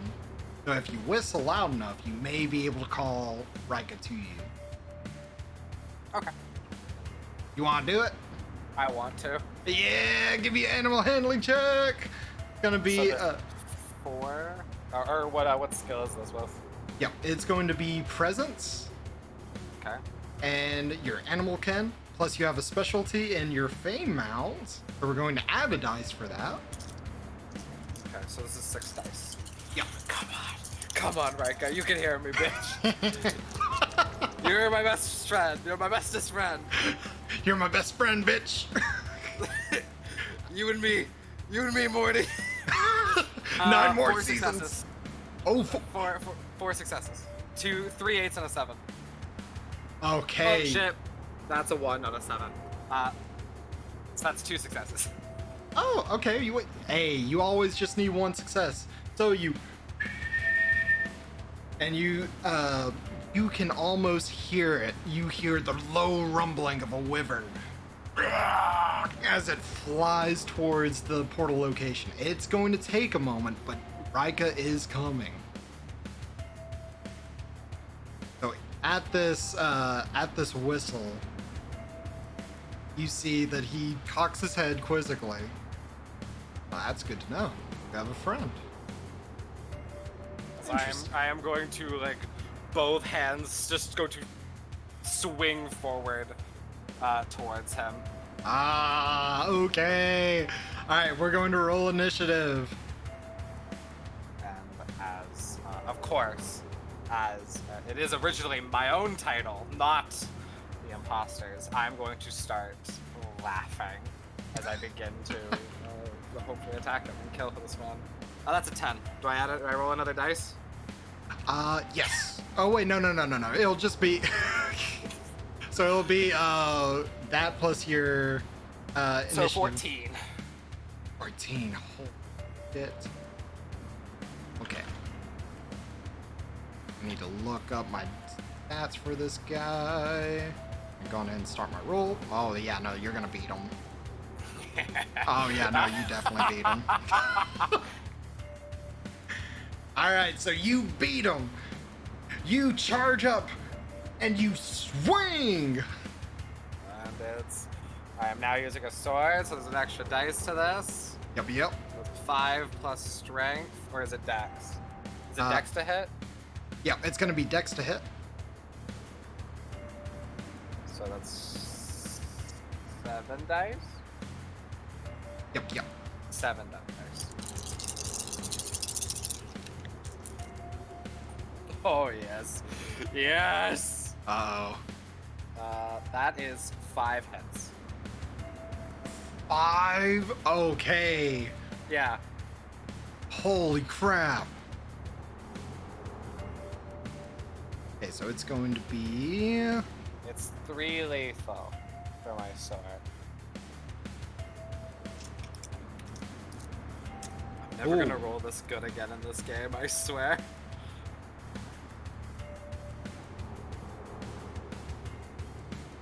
Okay. Alright. Oh, shit. Okay. You said 5? Yeah, 5. You see, as you go and you swing, you're aiming directly for his neck. You have 100% certainty you are going to get this man. And you see a small knife come flying up from his pocket, and he catches the blade. And he just holds it there. Did he succeed? Did he roll better than me? You rolled 5 successes, he rolled 5 successes. So no damage? No damage. And he just looks at you. Friends, My This- own. this is what you brought for me? This is the best the laughing dragon.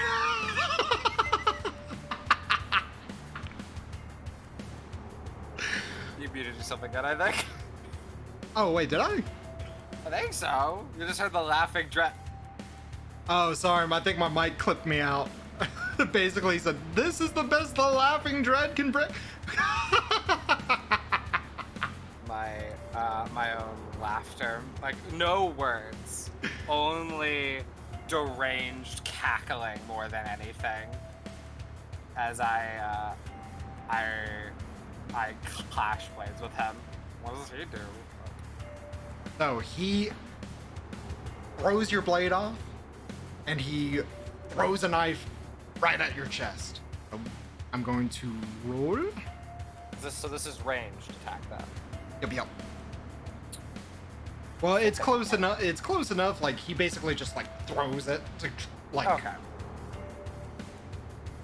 It's gonna count as a throw, so it's gonna be dex and athletics. I'm gonna take away 2 dice because he's throwing at close range. And he's going for style. So it's the armor raging is 1, 2. The first number is ranged and the second number is melee? Second number is ranged. First number is Okay. melee. So I have a 2 armor rating for this then. Yep.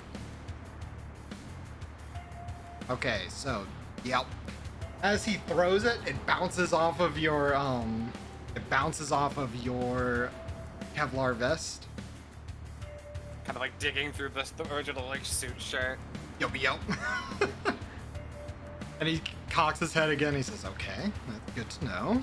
He grabs his drink and he takes another swig. Now he's just pulling his drink in his hand, looking at you.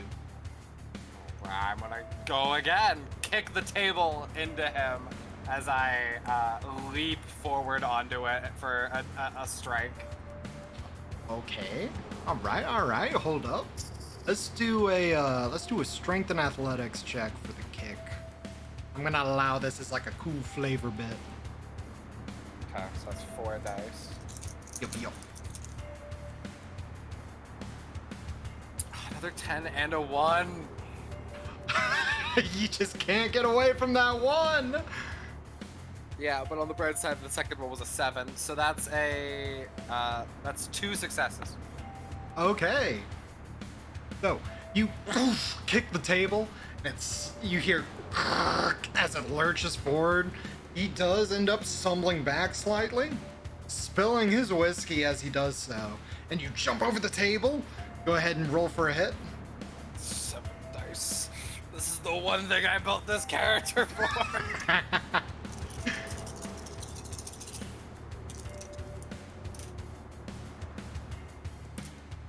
Oh, fuck. It could have been so good. That's not good. So, right now, I need to roll another dice. I got another 10. Okay. So, what happens if the dice from 10 rolls a 1? It just cancels out. It's not gonna do anything. So it's just a success. I don't have an extra failure. Yeah. Well, most of the times it would be an extra failure, but I feel like that's kind of mean. So I'm just gonna Yeah, let it be a success. Okay, so then I have 3 successes, 2 1s on my main roll, so that's a 1 success to hit him. 1 success to hit him. He rolled 1 success to block, so he just like No! he ducks and he manages to avoid your sword crashing against the window and just glass spraying out into the streets below. Hold up. Why are you running? Come back here. It's more fun if you work for it. And he like ends up hopping away slightly, and you see he goes to a cabinet on the other side of the wall, and you see he takes out a key and he unlocks it. That's all he's got. Okay. How's Rika doing? She's pretty fast. How is she doing here? Yep. So at this point, you see that she is pretty much right at the window. If you want her to come in this turn, the only real difficult bit is going to be getting her in here. So if you want to slam her into the window and get her in that way, you will. I want her to attempt to grab him. Okay. All Like, right. like lurch. Like she is now more in full flight mode. Like her wings extended out back behind her. I want her to grab him in his mouth as I latch on and get out of here. Gotcha. Okay. If possible. I know that might be too much. Let me see. I can't find where the horse is. The horse. 3. Okay. 1 second. So how's this going so far? Did you expect am I playing as you expected? Oh yeah, no, this is exactly how I was hoping this would go. Yeah. The moment you brought me into his room, I was like, man, I'm just gonna fucking try to stab him here soon. All right. Yep, it's gonna be athletics and strength. Her strength is a little bit higher, but well, she's in the moral world. Okay, she's gonna. I mean, that's still a really good roll. That's Okay, still a really good roll. How many dice, my buddy? She's rolling with 9 dice to get through the window. Okay. Okay, I have that. that's 5, 6. Oh, my bad. Oh no, you go with yours. Okay. Yeah, no, 5 successes. That's yeah. Well, hold up. Have the sound effect for this. She whoosh straight through the window, and she looks at him, and there's almost a moment where she's confused for a slight second before she charges. She ends up taking 2 bites. That's gonna be.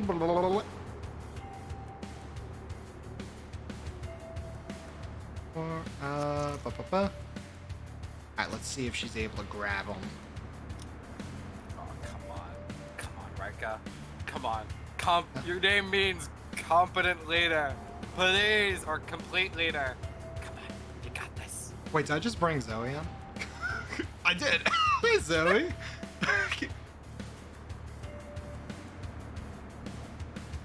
Oh God. Okay. let's see how. Okay. Did it not do good? Well. Oh yeah. Oh yeah. Okay. that happened. Oh, God damn it. So Rika charges, head down, venom frothing from the mouth, doing the lizard crawl, and she bites into him and she scoops him up. Jaws going crazy, just waving him around. And you just hear him, ah, no! Oh, it worked. Good. At this point, you hear several, like, poundings on the door. And at this point, you hear, Boss! Boss! Are you alright?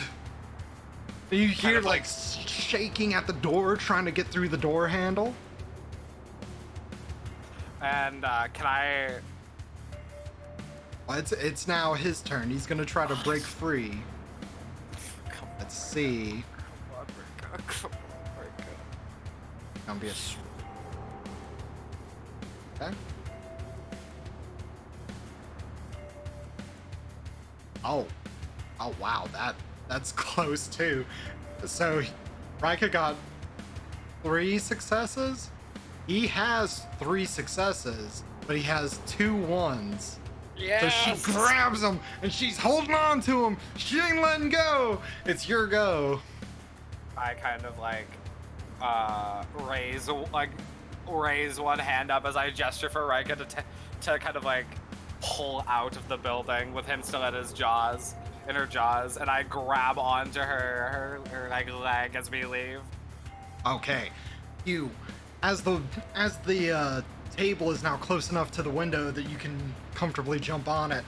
You jump onto the table. You snap 2 times as Rika follows your lead. You leap out the window, Rika in close succession as she grabs on and you grab her leg as you both take off into the night sky.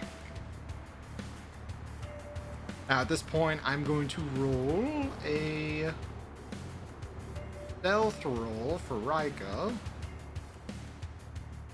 because she is a Komodo. She is a flying Komodo dragon in the sky. Going to be okay. Wait, what was it? 3. Okay, got it. 2, 1. Boop. Ooh, that got close. Okay, where's the 10? Yo, it's similar to you. I got a 10 and a 1, but it worked out. Hey. So we got 3 successes. Rika goes into stealth mode as just no sound, no visible trace of you, Rika, or the Laughing Dread, or what would be the Laughing Dread. As we all know, he is an imposter. And you take off into the night sky as the door to the office finally, after several attempts, ends up slamming open.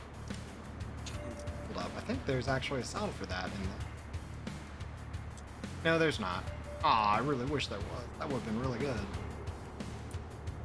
And you end up taking off into the night sky with your package in tow. What do you do? These are swamp day. As I'm imagining he's like grabbed by like the waist in Rika's mouth. Her fangs digging into him, so his head's like still sticking out. I was picturing like the clavicle area, like the left shoulder. Oh, that works too. Because I was continuing to like manically laugh. I go, 50 years you took. You're a resilient creature now, right? I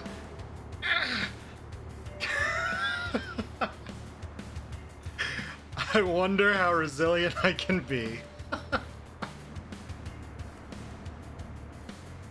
My thoughts exactly. as right, I'm just gonna gesture for Rika to fly up. Okay, Rika goes straight into a reverse nosedive, a nose climb, as she whoosh, straight up into the night sky. You can feel the cold night breeze getting chillier and chillier as you take this thing, this disgusting combination of twigs, of berries, of flowers, and the most inhuman things possible. This creature wears your face. It would have been your face. You climb, all the time laughing. Finally, this sweet release of cathartic pressure that has been building for years. As you get towards a pinnacle height, how high do you want to go? At least. So you're in New York. Are we talking like higher than the Empire State? As high? At least as tall as the Empire State. I am going to the point where I know nothing can survive this fall. Okay. And I'm going to, I've ridden Rika before, and I probably climbed up from her leg, and I'm going to kind of like pull myself to her back and kind of like her long serpentine neck, kind of like look at the creature and go, "It was awful meeting you," and tell her to drop him. Okay, hold up. So real quick, can you give me a strength and athletics check? Of course. This isn't for climbing up Rika. We're gonna say for rule of cool that we're not gonna worry about that this go around. That's only one success. Okay. My insane rolls are behind me.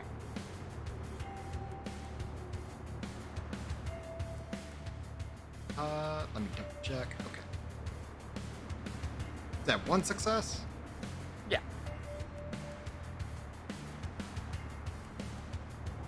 Okay, 5 success. What is this against? So as Rika drops, the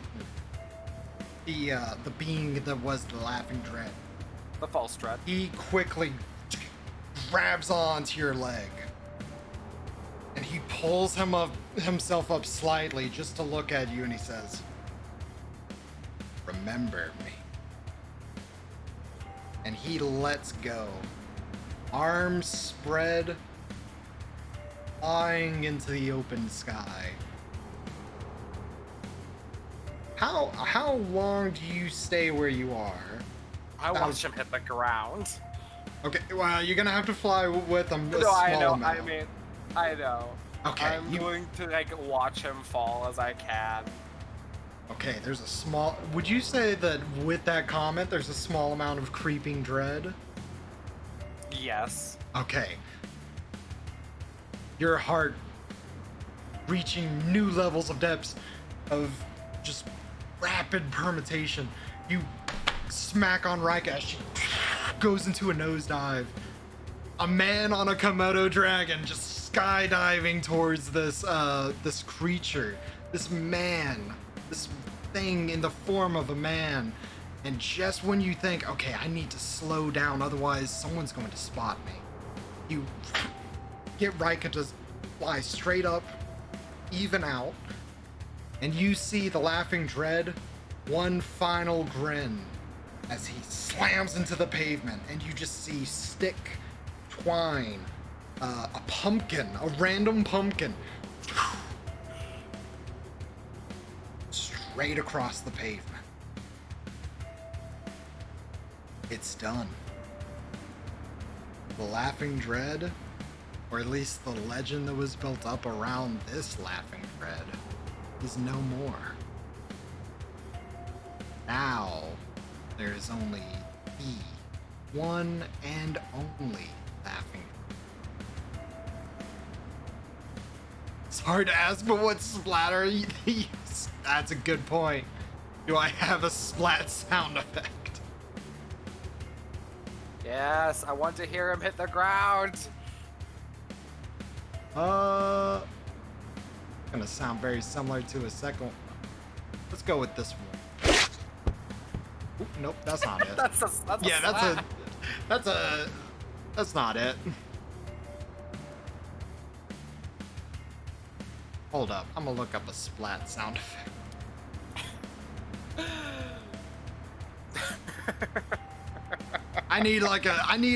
That was the one thing I didn't really grab beforehand. You planned for everything, but not me dropping him from the Empire State Building. You should have. There's some things you're just like, you know what? That's not gonna happen.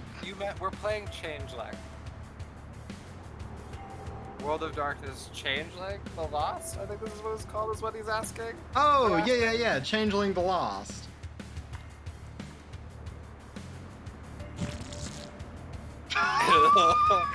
It was a rotten pumpkin. Yeah, just a rotten pumpkin. All right. As I see this, I'll probably see some people come. I guess we're nearish the building. I'm probably assuming he landed. Seeing some people come out, while standing on, on the back of Rika, I start letting out a continued manic laughter as I revel in a job well done. Hey, I'm gonna roll another stealth check for Rika, because she's... Oh wait, no, you said you land her? Yeah. Oh, okay, okay, never mind. Somewhere where I can like watch them come out to see him Gotcha. out of building a street over, and then just do my I almost to say just tick of the manic laughter and go to walk myself back to Edmonds. Yep, Edmund. Yep. Walk my back way to I think it was the Silver Tongue. Yep, hold up, let me get the name back out. The yeah, Silver Tongue Bar and bar and band. All right. But let me see. Oop, that acted weird. That wasn't supposed to be that funky.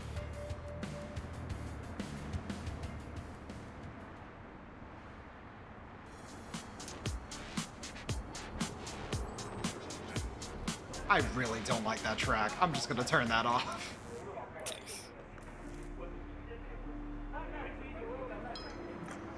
Okay, so you managed to come back to the now familiar bar of the Silver Tongue. On the other side of the bar, it appears that Derek has now officially been relieved of duty, and Edmund is now cleaning up after a long night of serving drinks, some patrons, and there's only one man left in the entire bar. And you can see that he is, looks to be sobbing very uncontrollably. You see that for a brief moment, can you roll me a wits and empathy check? God damn it! One dice. One dice. That's a 6. That's a failure. Yep. It's hard to tell. Edmund is watching over him, it seems. Just letting the man nurse off his stupor, it seems. And as you come in, there's a brief moment where Edmund looks at you. He looks down at the man at the bar. And he nods and leaves the man to nurse his stupor off and walks over to you. How was your night? Better than I could have thought. He smiles back at you. Good. Saw everyone on my list. Did you check it twice? That's a joke. smiles. Less gratuitous one. He leans back in the chair. He plopped himself in. Well then, congratulations. Allow me, if I may, a moment. And he goes back behind the bar, and you see he does several things behind the bar. He does several tricks. He grabs several different bottles and he pours them up. He comes back to you with a small glass of what looks to be several different liquors. Says, on the house. Congratulations. And then he leans forward just slightly and he whispers in your ear, "You're one of us."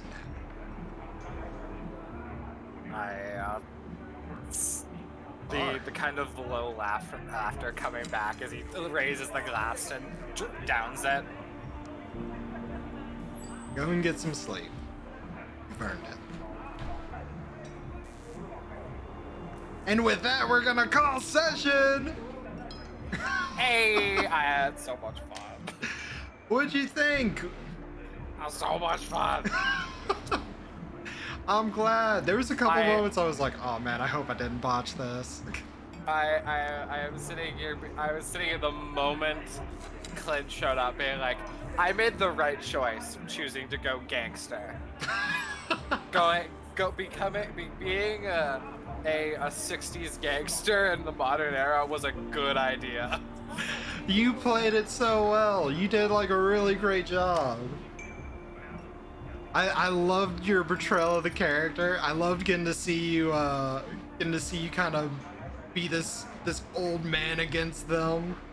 Be like, you youngsters, you don't understand. This is how it should be. That was so good. I love Shiro's. Yeah. I can't wait to see Deuce's though, and to see the everyone else who's joining. I want to see so much. I'm so excited. I can't wait. I can't begin to describe how excited I was for this.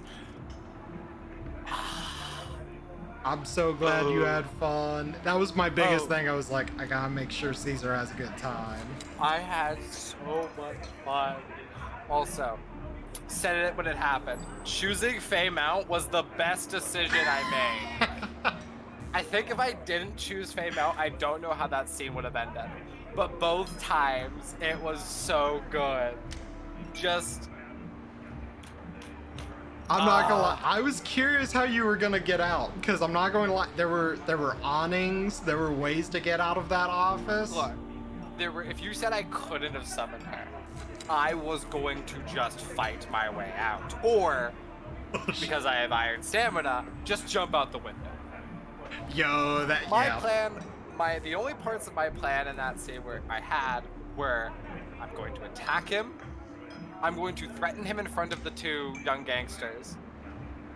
And I want the scene to end with him on the pavement outside. And I got them. I'm not gonna lie. What'd you think of Clint and Damien? I thought they were amazing. And I had Clint on my list, the little sheet you gave me, and I was like, I can't wait till this guy shows up, because he said it's like a goober, and he was. Yup. And pretending to faint and lying on the floor when Rika showed up was brilliant. And I can't wait until I get to see them again, and I get to meet everyone else. Because I feel like this was a good explanation of who Lazarus Ward is as a person. Yeah, absolutely. So the sad part is now that your pledge is done, you may not see Clint in the same way that you saw him this go round. He may not be a helpful contact. He might not. I know. But it may be that you guys are able to. It may be that you're able to pull him over to your side. I'm curious how you're gonna do with D.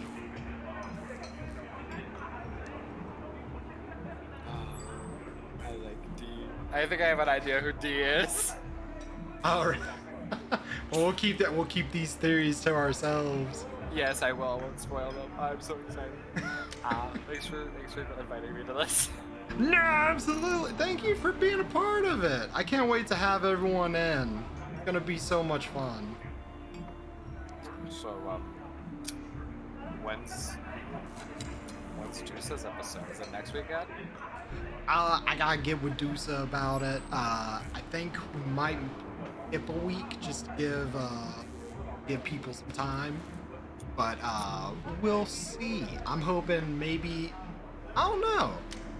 I have a week open, so if either Dusa or Shiro end up being like, hey, I think we're good to go, then I can be like, all right, let me quickly punch in some code. Let me get some stuff going. But either way, it'll be good. It'll be either this coming Sunday, or this coming Saturday, or we'll figure it out. I can't wait. I'm so excited. Well, thanks again for joining me, Caesar. Thanks for the long day of streaming. You did a lot today. No, hey, right back at you. This has been a fun go. I'm going to raid us out. Is there anyone you think we should raid over to? Okay, so I have a person who shares my birthday, and they're doing their birthday stream today. They are live right now. Okay, all right. Who we going to? Their name is Project Balcony. Wait. Sending you their Twitch. Say Project Melody? No, Project Valkyrie, I think is how it's pronounced. Oh, gotcha. I was about to say, I was like, wait, the No, Bishojo not person? No, not Melody. Though if I was friendly enough with Melody to know that we shared a birthday, that'd be fucking insane. I know. I was like, whoa. You know, for someone who does who does 18+ stuff, she is surprisingly really down to earth and say so. Oh, Project Valkyrie? Yeah. Oh, okay. Alright, well, we're gonna go over to Project Valkyrie. I hope you guys will have fun. It looks like she's playing... I don't know what that game is, but it looks cool. Making sandwiches. She's making tasty-looking sandwiches. Oh, that's a Pokemon. Oh, she's playing the new She's playing the Pokemon. But I haven't seen her in a while. Her new model looks nice. yeah.